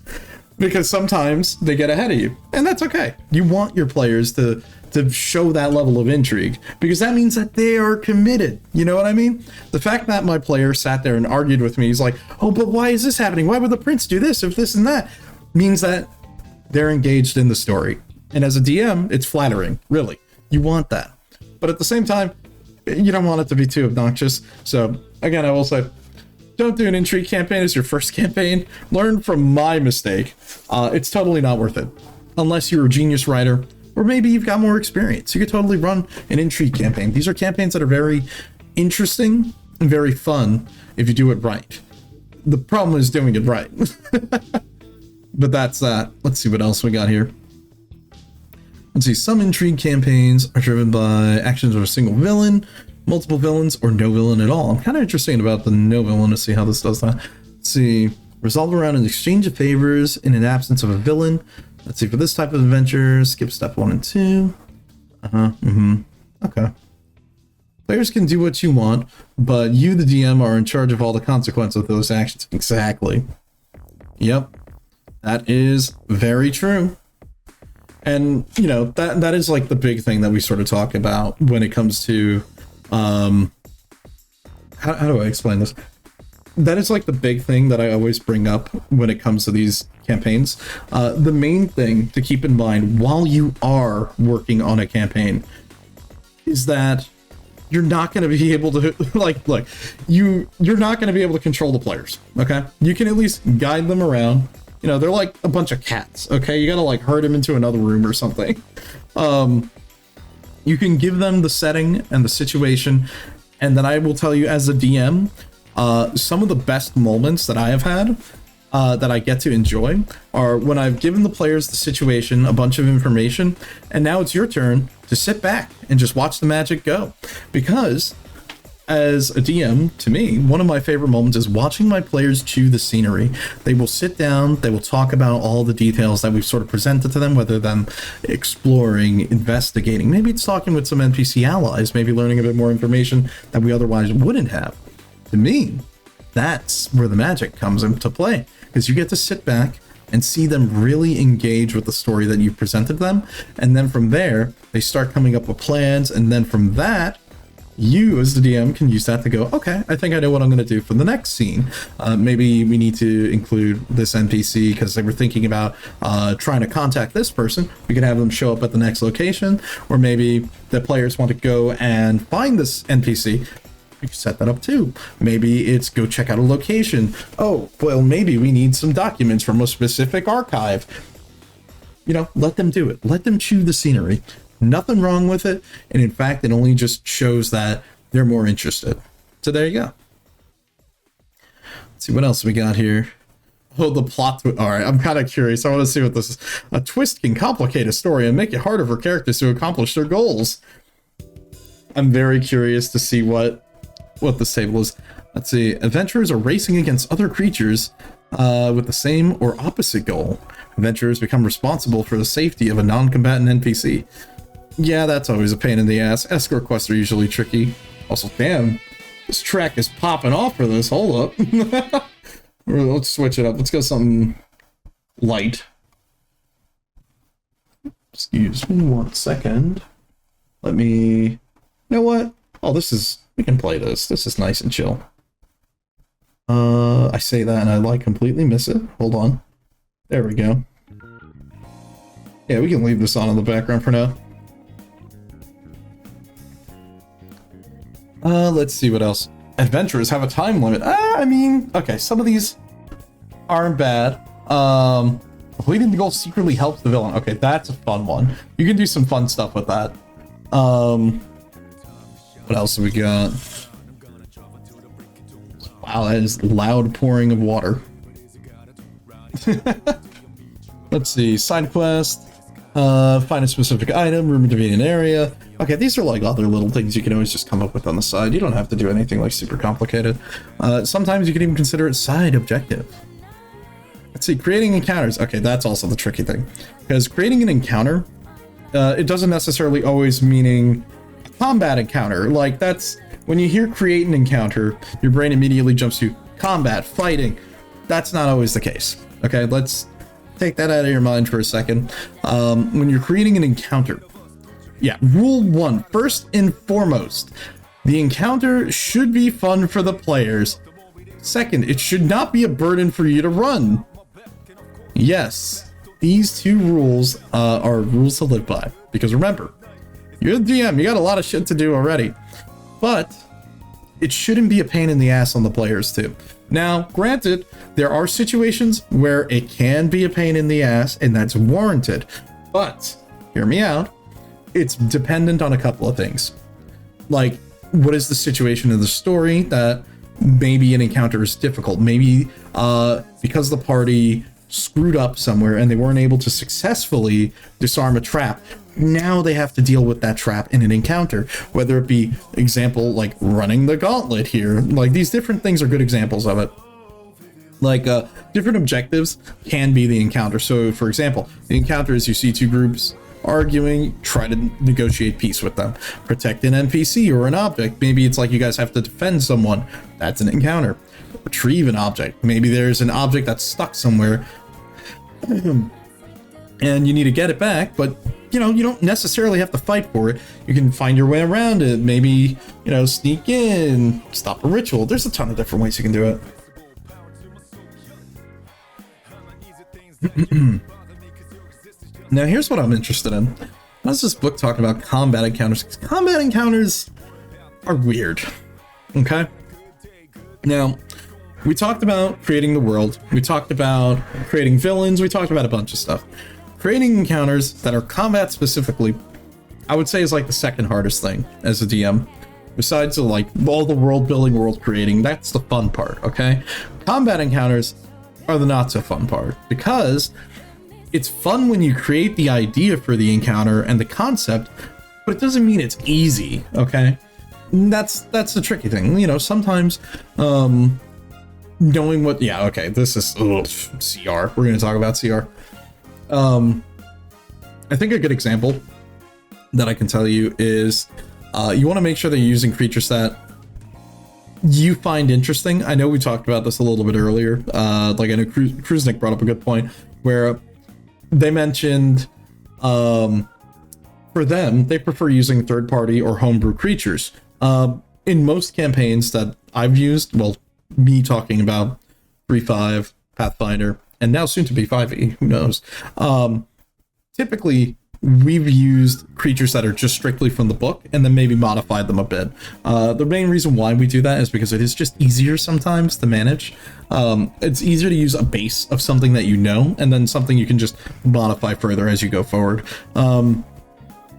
But then again, that enters the realm of homebrew. But I think the best thing I can tell you is, let's give you an example. Say we have a creature that is about moderately tough for the party to fight with. It's like, I don't know how high the hit bonuses can get. I want to say like maybe get like what, a +4, maybe +5 to a 2 hit. And let's say they have an AC of like 18. Okay, 18 is pretty moderately tough.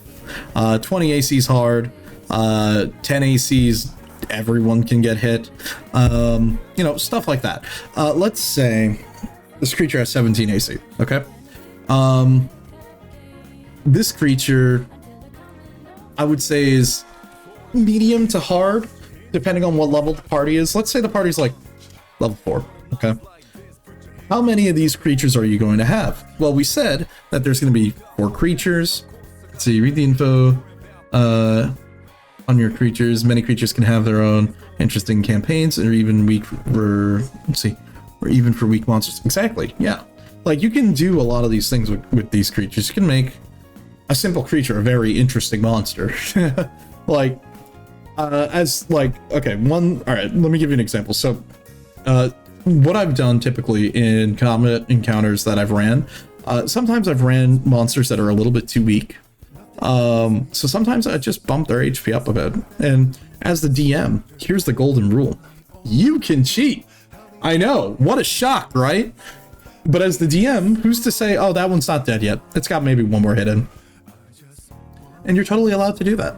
And I will tell you for a fact, I've done that many times with my friends where, let's say there are situations where there's a ton of enemies on them. Sometimes I'm like, okay, now that one's almost dead. It's right about dead. If you hit it like maybe one more time, he'll be donezo. You know what I mean? You want to be upfront with your players. Don't lie to them. Well, you can lie to them, but you know, don't maliciously lie. Remember, we're doing it with love here. So, you know, you can have these weaker creatures, you know, gang up on them, but then we'll have a situation where, for example, in one campaign I had, my friend rolled a crit, but he rolled he rolled a crit that was so good. I was like, you know what? I got an idea for you. So you crit this one creature, you kill it, but roll me an additional attack or actually roll me damage one more time, because you cleave whatever's left of that hit into the next guy and add your extra for the next hit. That's guaranteed because you just sliced through 2 of them. You know, you can do fun stuff like that as the DM, and also it helps you, you know, work on it. It's not cheating if it's in the rules for you to do so. So creating an encounter is more about action economy than creature strength. 4 players taking on a turn on one monster, always losing the battle. Exactly. Micro, you bring up a fantastic point. Action economy. That's the #1 thing to know. So when you're creating like a big boss monster, it's cool to have one big giant monster. That monster only goes once per turn. Womp womp. So how do you deal with that? You add more creatures into the encounter. And now the other creatures that are added into the encounter don't necessarily need to be as tough, but you know what I mean?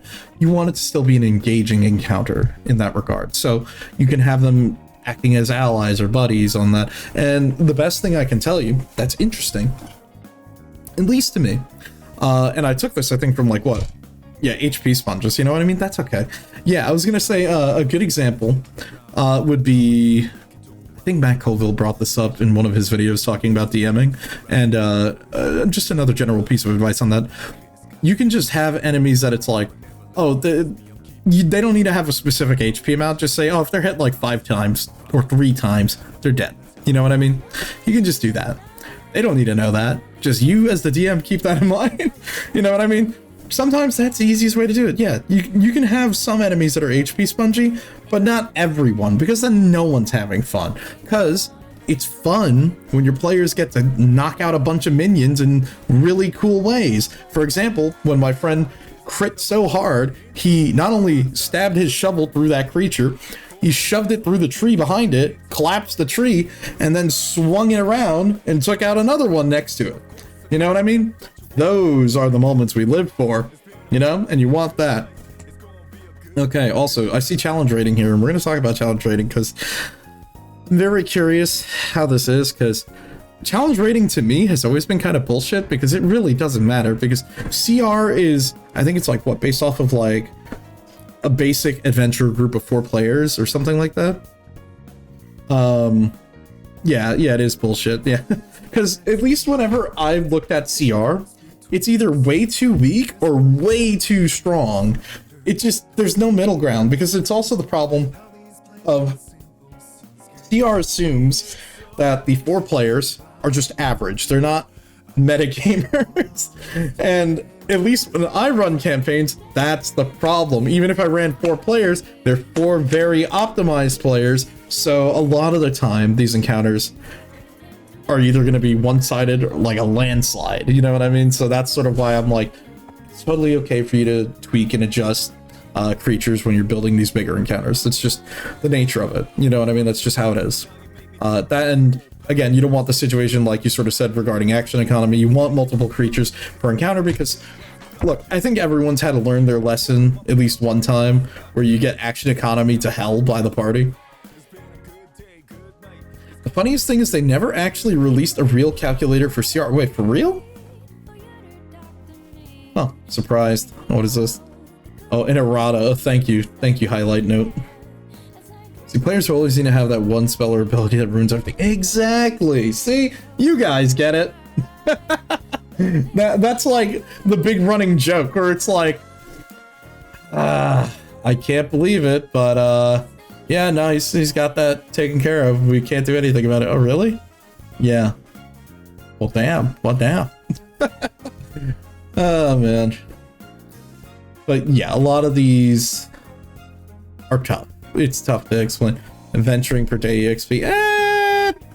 I kind of actually did something like that. Actually, I'm going to keep this in mind, this table. I didn't know this table existed, because I did do something like that in my last campaign I ran, where the party had a compass that as they kept on exploring, they would gain some EXP per section of the map they explored while they were going through the dungeon. It's funny, I didn't realize this was just actually a thing. Also, my bad, I just realized this song is looping for a while. I got you. Let's switch to something else. It's a fun one. You know what, we could always go back to the RuneScape music. Yeah. Essentially, a player stole an item from a boss monster before combat, and it drastically made the combat encounter easier. Exactly. Yeah, like, what are you gonna do? Oh, he stole my weapon. Awkward. What now? Plan B. I pull a gun. I fire my magic pistol from my fingertips. You die now. Roll me a Constitution save. Oh, easy. Here you go. We got you. I'll hit you with the RuneScape special. Thank you, Jamflex. Let's see. Fun combat encounters. Oh, boy. Let's see. Terrain poses inherent risk to everyone. Yep. Terrain. Definitely you want to make use of terrain. It's funny because we don't talk about difficult terrain too much. Okay. Okay, I have a confession. All right.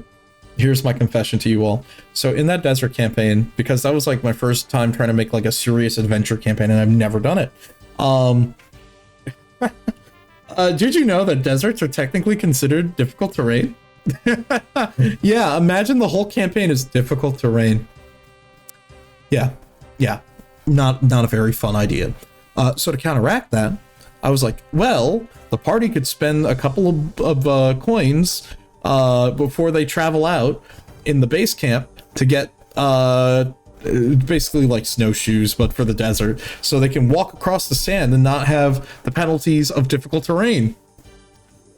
I'm gonna tell you now as a DM, why the fuck am I taxing them for nothing? Like, just role play it out. You get the fucking boots. It's okay. We don't need to deal with this. No rigmarole. You got the boots. You can walk on the sand, okay? You talk to the guy. He hooks you up for free. Done.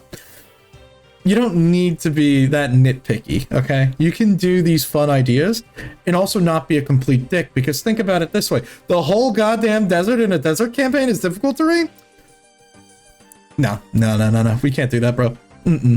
That's just not fun. That's just being malicious. Because then no one's going to have a good time, okay? Combat encounters are going to take like twice as long because movement is halved and you're just not going to have a good time. So you can use terrain, but don't be a dick about it, okay? That's also like other golden rule. Is it fun? And how much of a dick are you being? You know what I mean? You don't want to be someone whose just sole purpose is to troll the player. Don't be that guy. You don't want to be Gary Gygax, okay? He's kind of a jerk and likes to punish his players and kill his players over and over. Don't be that guy. He's mean, okay? Let's see. Stolen item that allows him to summon ally spirits, basically summoning Bell from Elden Ring. Oof. Let cool moments play out. Exactly. Yep. And that's also the other golden rule. Rule of cool. Let it happen. If you think it's going to be really fun or really cool, let it happen. Oh, but it breaks the rules. Shh. Shut up. Let it happen. Or like, even with things like that. So let's take that encounter that I brought up before about my friend where he took out 2 of those things and chopped down a tree. In that same encounter, I was like, that other cultist that was there fighting you, he saw all that. He just whimpered, fell on his, he slipped and fell on his butt, crawled backwards, and he ended up falling into the lake behind him, and he's gone. Done. Out of the encounter. You know what I mean? You can have as much fun as you want with it and build upon it. You know what I mean? Let the cool moments shine through and give people time to really, you know, have fun, have at it, you know? Because that's the moment that we live for. That's the fun part. Let's see, what else we got here? Random encounters. Okay. Random encounters are interesting. I typically don't do random encounters because, well, most of the time in our campaigns, combat typically happens. It's a direct result of something happening, or maybe there's a pack of enemies that they spot. Yeah, important rule right here. Random encounters should never be tiresome for you or the players. You don't want the players to feel as if they're not making progress because of another random encounter, or likewise, you don't want to feel like you're wasting time. Not every DM likes to use random encounters. You might find them distracting from your game or are causing more trouble than you want. If you don't want to run random encounters, don't use them. And that's fine. Don't.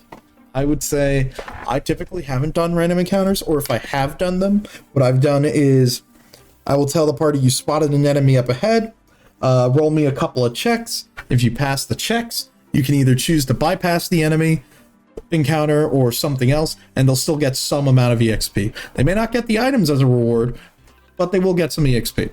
And that's what I consider being fair, because do you really want to run another encounter? Like, for example, in last campaign I ran where they were exploring that region, I was like, do you really want to have another encounter with like a pack of wild animals and just have us spend like 20 minutes doing all the rigmarole? Or do you want to just like give me like 3 checks? Okay, you spotted them, you have advantage on them. What do you want to do? Do you want to go around it, or do you want to kill it? We want to kill it. We want to hunt it. Okay, bam, you got the drop on them. Done. It's dead. You passed the checks. We don't have to do the whole rigmarole. No 20-minute combat session. We can just accept, okay, you beat up the pack of animals. You get some meat from them. Done. Easy. You know what I mean? There are times where you as the DM just concede. Because we both know we're saving each other the time and the effort, and we only have so much time for D&D per game. So keep that in mind. Oh yeah, checking for random encounters, talking about like doing perception checks. It's fine. Let's see. Random planned encounters. Exactly. See? Now you're getting me. We can have random encounters, just, you know, they're not as random as you think. Something like that. We can do it fair enough, you know? And that's kind of tricky because, like, even with me reading, let me give you an example. So I was reading the SMT handbook for the Nocturne campaign that I'm looking at running. And yes, this is a real tabletop book. You can go and find it. I think it's called like Tokyo Conception. And it's based off of SMT3 Nocturne. In that game's book, it specifically says the level range is level 1 to 99, and I'm like, oh, fuck me, bro. So that means I'm going to have to run a lot of encounters because you do want the party, their levels to sort of stay in check. Granted, I could lower levels, granted, I could raise levels. And it specifically says there are random encounters, or pseudo-random, because as players move throughout scene to scene, time of day is supposed to change, and after every full cycle, they're supposed to get into a quote-unquote random encounter. I'm going to sort of modify that a little bit because I think it would be a little bit too video gamey, or maybe a little bit too frustrating, depending on how frequent encounters are, because in that game setting, it is different. Like, encounters, some of them are encounters, like with a boss, or you encounter a pack of demons or something, but it also has the video game sense of, you've hit a random encounter, oh boy, ding ding ding ding ding, time to fight, everybody get together. You know what I mean? It's like, that's not necessarily the right way to go about it either. So I'm currently like reading through that book to try and figure out a nice middle ground, and I think maybe we can sort something out, because again, you need the party to level up as they go through, because it's just the nature of how that game works. It's not like a D&D campaign where the max level is 20 and everyone stays around the same-ish level for a while. People will level up quicker or not, depending on how that is. Then again, you could do that in whatever campaign you're playing in a D&D campaign. If you really want, you can make it a meat grinder, but you know, that's not super fun, at least in my book. So you can figure that out. Let's see. Players at sea roll to see if a kraken might show up. Oh, and it does. Have your encounter planned. It doesn't have to see the... Oh, yeah. Let's see. It doesn't have to see what the vibe is at the table and going slow, and you need to a pick-me-up encounter. Yeah, it's like stuff like that, though. That's the good shit. You know, it may be a ridiculous encounter, but that's the fun part. You get everyone going, and that's what you want. See, NPCs, we already kind of talked about NPCs before, but this is more specific, like making NPCs, making allies with players. You know, what are their traits? How do they do? What are their hobbies, mannerisms? You know, more generalized stuff like that. You know, something like that. What else do we have here? I guess this is making an NPC for followers. Yeah, NPC for stat block. Oh, easy. Using a monster stat block. Yeah, look, when it comes to making NPCs, I just use monster stat blocks for everything. That's really it. It's just give them a general stat block, give them maybe a couple spells or something if they need it. It doesn't need to be complicated, okay? You don't need to make it very detailed. You don't need to make it like a copy one-to-one of a player. I will say, my friend who's DMing the campaign I was in that we ran on the weekend, yeah, no need to overwhelm yourself. Exactly. Now, I will tell you, my first time playing, I did not do that. I made every NPC like I was making a player character. Do not do that. You're gonna go fucking crazy. It's not worth it. You don't need to do that, okay? You can just use a monster template and then just staple whatever you need to it. You don't need to do that, okay? Make it easy. Remember, KISS. Keep it simple, stupid. That's the best way to do it, okay? You don't need to do anything ridiculous. You don't need to do anything else. You know, looking back to... what is it? Death House and that. It's these very simple encounters with very simple creatures. You can totally run that. It's easy, okay? So, yeah, if it can't fit on a note card, don't do it for random NPCs. Exactly.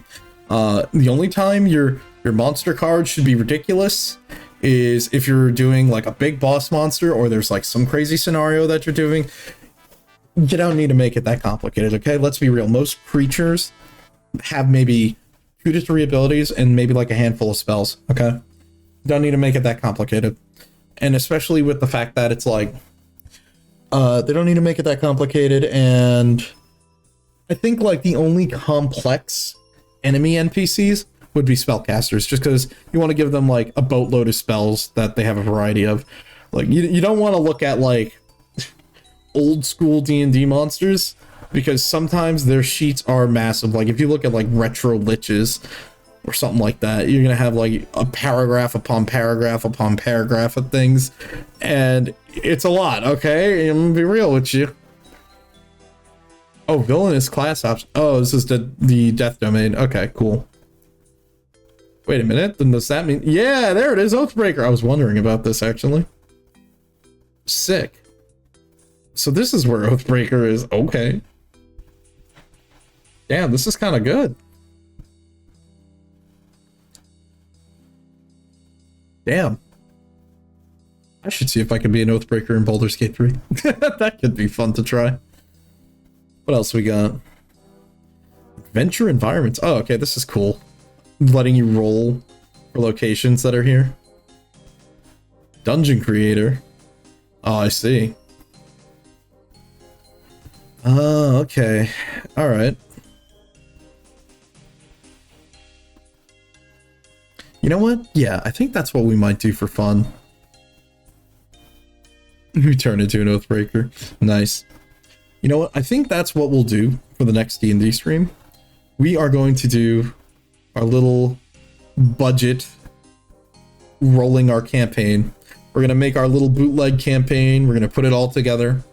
We've got all these tables. We can roll NPCs. We can roll everything else. It'll be very RNG, but it could be something funny to look at. And then from there, we can kind of come up with like a basic premise for it and be like, okay, this is what will happen in this made-up situation. And then, of course, with the monster manual, we have monsters to make. Yeah, because this is more like mapping out areas, all these different important details that you would need for a lot of these things. Yeah. Oh, I see. Okay, these are the actual survival mechanics. Oh, settlements. Random buildings. Wow, there really... Damn. There really is just a ton of things we could just roll over and over. I mean, it would be fun. Might just do that. Let's see. What is this table? Hold on. Random urban encounters. Damn, there's so many. Random undersea encounters. Oh my god. The Sahuagin. Oh no. Dude, I hate DDO. DDO has corrupted my brain forever because every time I see Sahuagin, I can only pronounce it in the same way that they did in DDO. And you find it, and then there's the Sahuagins. Oh no. Or is it Sahajin? Sahujin? Or Gin? Sahuagin? I don't know. Let's see, what else do we got here? The sea. Okay, actually, this is kind of a fun thing to talk about. Yeah, so swimming. Okay, so, I don't know if you guys have heard, but did you know that one of the hardest ways to die in D&D is by drowning? Well, at least in older editions. Because, it would just take forever for you to drown. Let's see. Because you would just have, like, I think, like, your breath was, like, Constitution plus, like, some other ridiculous roll. It just, in the long term, it basically meant it's very difficult for you to run out of breath, because if you're in a combat encounter, how many rounds do I have to hold you underwater for you to drown? Think about that. A round is like, what, 3 seconds? Something like that? 6 seconds? How many rounds we're talking? We're talking, like, at least 30, 40, something ridiculous like that. Random note for everyone. There you go. Don't try to, like, drown your players. I tried one time. I know. More bad advice from Vice. Don't try to drown your players. I once had it where they were fighting in a sewer, and just cast hold person up. Yo, big brain. I like that. See? Thank you, Krusnik. All right, look. I have a confession once again. So I drown them in lava instead. Easy. So I have a confession. So there was the one time I tried to drown my players, and it happened in a combat encounter where they were fighting lizard men in a sewer, and one of them, like, they were hiding in the water behind them, behind one of the players, and a fight had already started breaking out. Or an ooze, yep, that too. And he tried to grab him, and he succeeded the grapple check, and pulled him back into the water with him, and just held him grappled under the water. Little did he realize, wow, this is going to take 30 rounds or more for him to start taking damage from drowning. And I'm like, wow, this is kind of a shit idea. Why did I do this? And we were laughing like out of character, because again, this was my first D&D game that I was DMing, or like my first campaign, and we were laughing because I didn't realize it would take that long. No, it does take that long to drown. So we were just like, just give me a couple of like grapple checks. Okay, you got out, whatever. You know, you can do stuff like that. But, you know, keep that in mind. There's some things I just whatever. I do kind of like this, though. I've never ran... Okay, so I have never done a sea-based campaign. Wow, what a time for this track to come up, right? We're talking about sea-based campaigns. We get Flute Salad and... What is it? Sea Shanty 2. You know what? Hell yeah. Play this one just for now. Since we're talking about pirates and the sea. So... I've never done a sea-based campaign that I have ran. I've been in one, though, and that was one of my friend's campaigns where we were pirates. I actually really like his campaign a lot, and I think he kind of put it on hold because other people started DMing again, so he just kind of put it on ice. I do hope we continue that campaign at some point, because I did like all the extra effort he took, where the one thing he did was we did ship encounters where we basically, each of us, we were given, since we were sailors, technically, we all had our own extra skill on our sheet for sailing.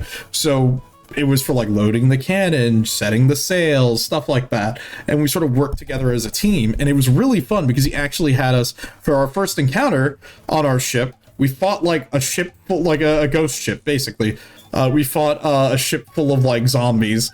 So it was cool because we had us with cannons firing over and over at the ship while our captain is trying to maneuver our ship around to get a better shot. Yeah, exactly. Calling for a broadside. You know what I mean? It was tons of fun. You know what I mean? So it's like, I've never done a campaign of that, like that, on my own that I've ran. But I've been in one, and it's very fun. It is a very, very fun type of campaign. I will say it can get kind of technical, because again, when it comes to the ship mechanics, it took him a while. And there is a specific book. I forgot what 3.5 book it was. I think it was Stormrack. He was reading through that book to use it as an example, and he had to like very much nerf and adjust a lot of the mechanics for that, because it's very detailed. And now I'm gonna be 100 with you, okay? A lot of the details in these older D&D books. So for example, that desert campaign that I talked about, I was using, I think the book was called Sandstorm. And Sandstorm is a very interesting book, but it's also a very brutal book with its travel mechanics, where it's like everyone gets dehydrated very quickly, obviously, because you're in the desert. Depending on what armor you're wearing, there's a lot of like nuance and details. And again, these are details that are in there if you really, really want to do this. You don't have to do all the detail. That is your choice as the DM. You don't have to be a dick. You don't have to go that in depth, but you know what I mean? I'd say the best way to drown someone is to get a magic item called Dust of Dryness and put a pellet in someone's sandwich. Oh my god. That's so messed up. But yeah, you sort of get what I'm saying here. There's a lot of these things that we never really got to mess around with or tried like dangerous environment campaigns, because it can be tricky. It's not easy, okay? So let's see, we talked about the sea. What else have we got here? Owning vessels, crews, passengers. We never really did a campaign outside of that one pirate campaign where we owned a ship. Or at least some sort of larger vehicle that we were using. I think that could be something fun. Yeah, talk to your players about how much detail they want. Some really like it, some don't. And exactly, yeah, I completely agree with you, because in my campaigns, and like me and my friends have had to sit down and, you know, have this discussion, there's a time and place for these survival mechanics, whether it be maybe a situation that the party is put in where they are in dire straits and they need to really pull together and work together on these things. That's the time and place. Or maybe you're running a campaign where you and your group just like running with very detailed, hyper-realistic rule sets. Like, you guys need to make sure that you're fed, you have some way to have supplies, you know, you don't run out of water, stuff like that. Like, those are the type of guys that account their gold as their carry weight, you know, stuff like that. Let's see. Yeah, there are crazy people who play Minecraft in survival mode. Yeah, exactly, you know. Let's see. Yeah, they're playing hardcore survival, don't you know? Dust of oh my god. The dust turns into a cube of water. Oh no. Oh no. Someone can action to smash the pellet against a hard surface, causing the pellet to shatter and release the water the dust absorbed, making it look like an olive. Oh no. Oh man. Let's see, what else we got? The sky. Let's see, talked about in the player handbook. They talked about flight. Okay. What else we got? What's this? What's a fancy piece of art? Ah, it's a trap. I see. Okay, so traps. All right. I'm assuming it works very similar to how it does in older editions of D&D, but since things are more streamlined, probably just a dex check now, I think. Let's see, triggering traps. Let's see, in D&D, unwary adventurers can fall to their deaths or be burned alive or fall underneath a full side of poison darts. Ouch. Yep, mechanical traps include pits, arrows, falling blocks, water-filled contraptions, whirling blades, devices of any kinds of... Yeah, okay. Magic traps are often magical devices or spells. Okay, triggering a trap. Those traps are triggered when a creature goes somewhere or touches something that the trap's creator wanted to protect. Common triggers include stepping on a pressure plate or false section of the flooring, pulling a tripwire, turning a knob, using a key wrong in a lock. Magic traps are often set off to go when a creature enters an area or touches an object. Some sort of traps contain glyphs of warning, have more complicated mechanisms, including a password, etc. Let's see. Dropping height level...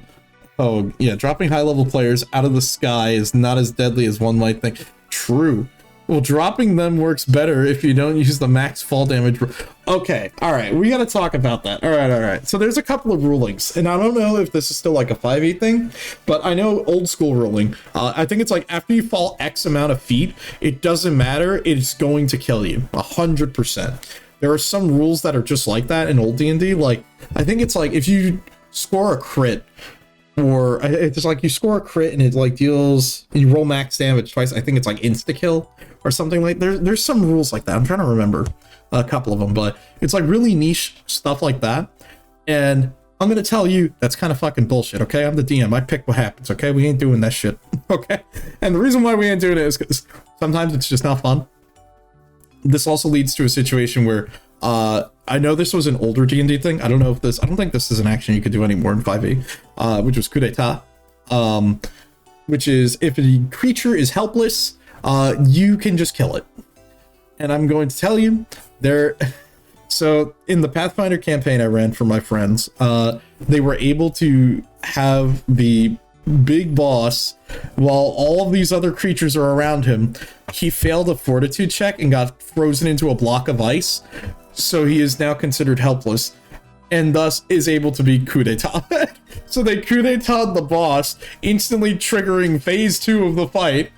But you know what I mean? Oh yeah.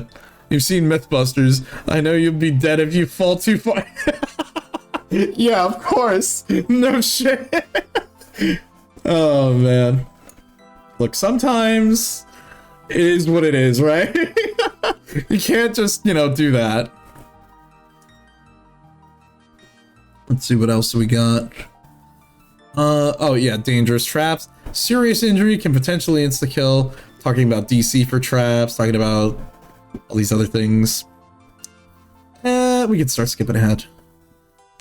Oh no! Okay, alright, this one's a funny classic one. The collapsing roof. Okay, I don't know if... are you guys familiar with the meme? Rocks fall and then you die? Rocks fall, everyone's dead. The classic. Oh man, that's such a bad trap. And it's like the classic I hate my players, we're ending the campaign, you enter the door, rocks fall, you die, but we're in an inn. Don't worry about it. Oh man, look, you get some funny moments like that. Oh dude. Yeah, yep. So that's the collapsing roof. It's scuffed. Also, wow, it's quite a bit of damage you can take from this. Oh man. Hold on, let's change the music. No more RuneScape music for now. Let's switch to something a little bit more fun. What's fun? What do you want to listen to? Let's see. What can we pull up that's fun? You know what? Ooh. We can go with this. Yeah, this will be fine for now. Let's see, what else do we have here? We have pit traps, the fire-breathing statue. Okay, fire-breathing statues are kind of scary, I'm gonna be honest, because depending on where they are, you can use them in a very interesting way. Okay, it reminds you of the terrible spell Find Trap. The only spell it tells you is if there's traps in the area, not natural traps like an unsteady roof. Yeah, okay. It's funny that you bring that up because I've thought about that. I'm like, this seems like it could be an interesting spell. And then I'm like, wait, no. It's like, it'll only let me know if there's a dart trap or something like that specific. Not if, oh, the area is trapped in that way. No. The false floor falling into a gelatinous cube. 2 classics for the price of one. No! That's just mean, dude. Oh my god, that's great. Oh man. Look, and I thought that my terrible mistake of trying to, like, have a monster drown a player was good. And he drowns him. How long is this gonna take? 30 rounds. Never mind. We're not doing that. I redact that. You're free to go, sir.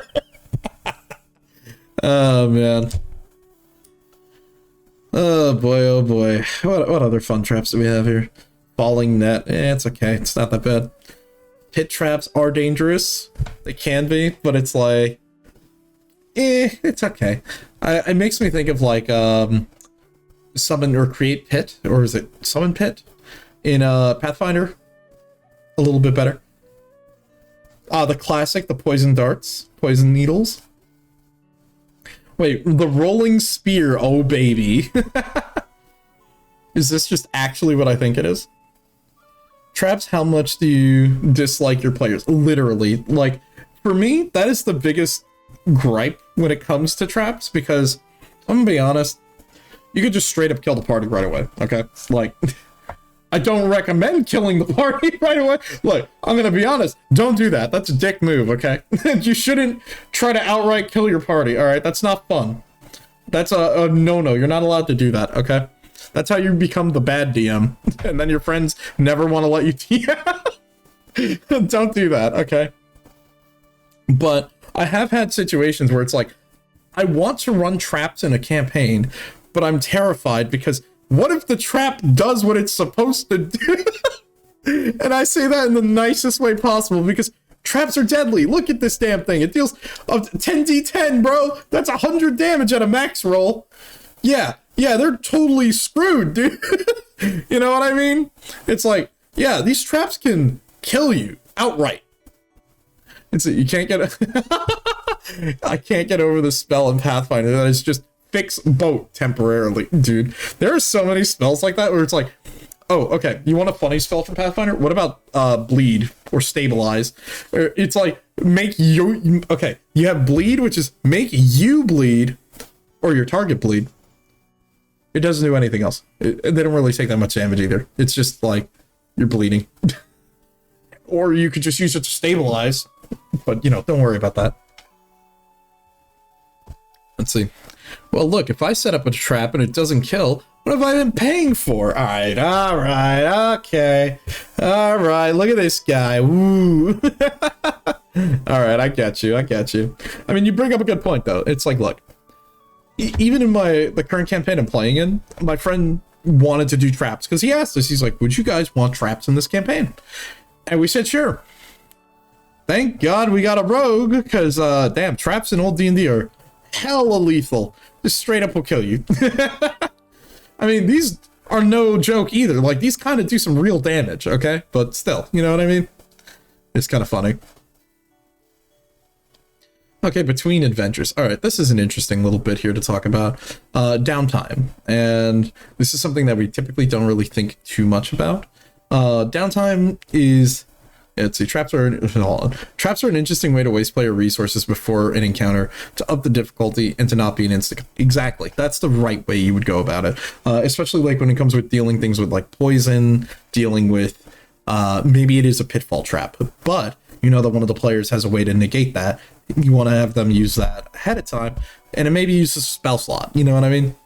There are things like that that you want to try and deal with. So, you know, you deal with it in that own way. As for downtime things, let's talk about this real quick, because I'm also doing a little time check and I realize, holy shit, we've been going for a while. So we'll probably talk about downtime actions and stuff like that. So your downtime got revised in Xanthar, so it made it better. Oh, okay.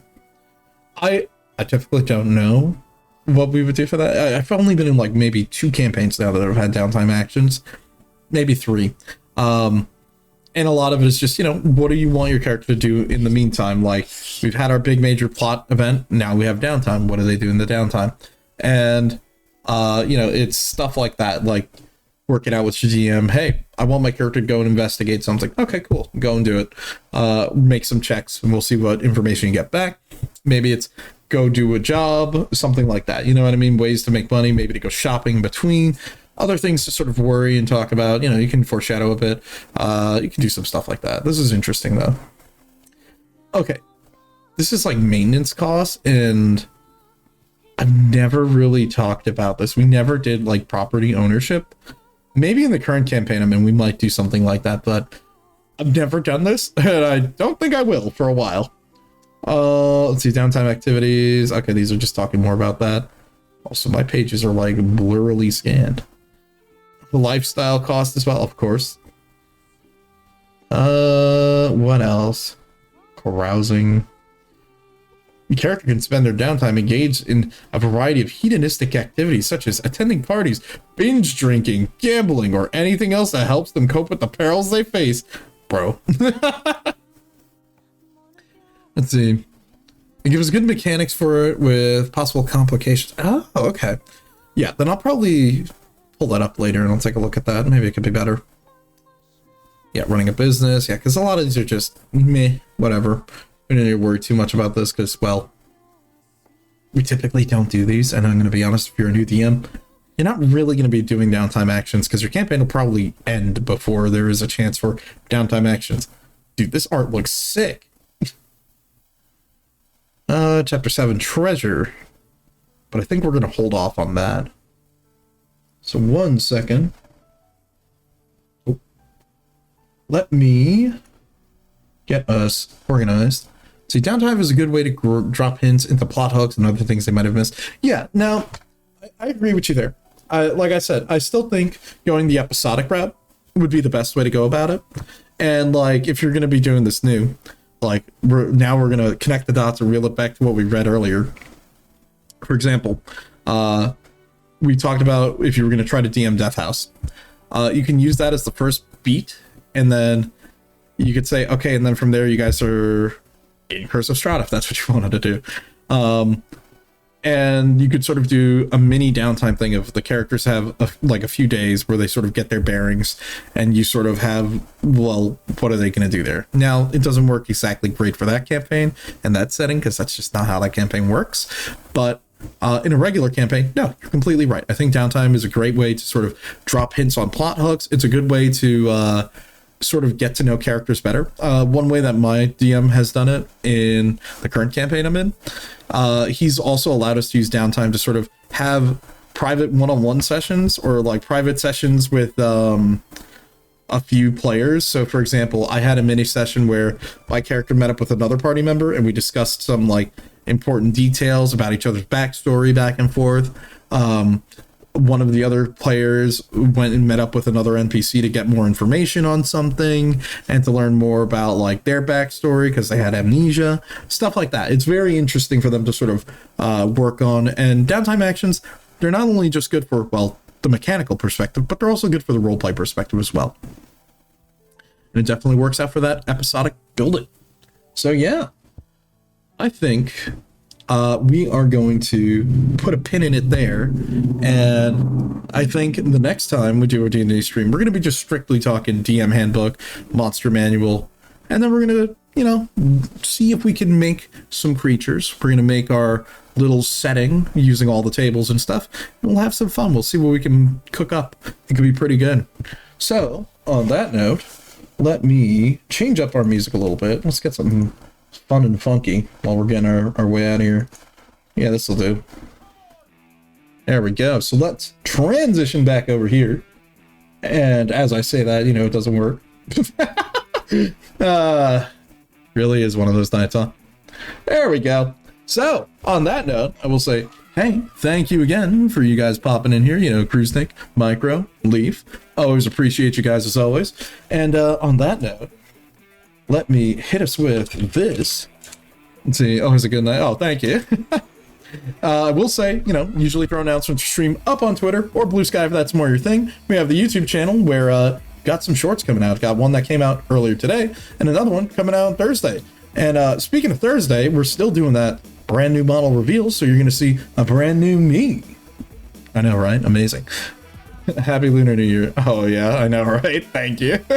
And yeah, we're going to have, you know, some fun stuff going on. We're going to be tomorrow back playing some more Dragon Age, and then Thursday we're going to have that model reveal, and we're going to be continuing where we left off in Eternal Punishment. So we're going to have our good friend Kyle back as we do more of that. And yeah, next D&D stream, we're going to be looking at more of the DM book. We're going to be looking at Monster Manual. We're going to create some creatures, and we're going to start building a setting with, you know, roles and have some fun that way.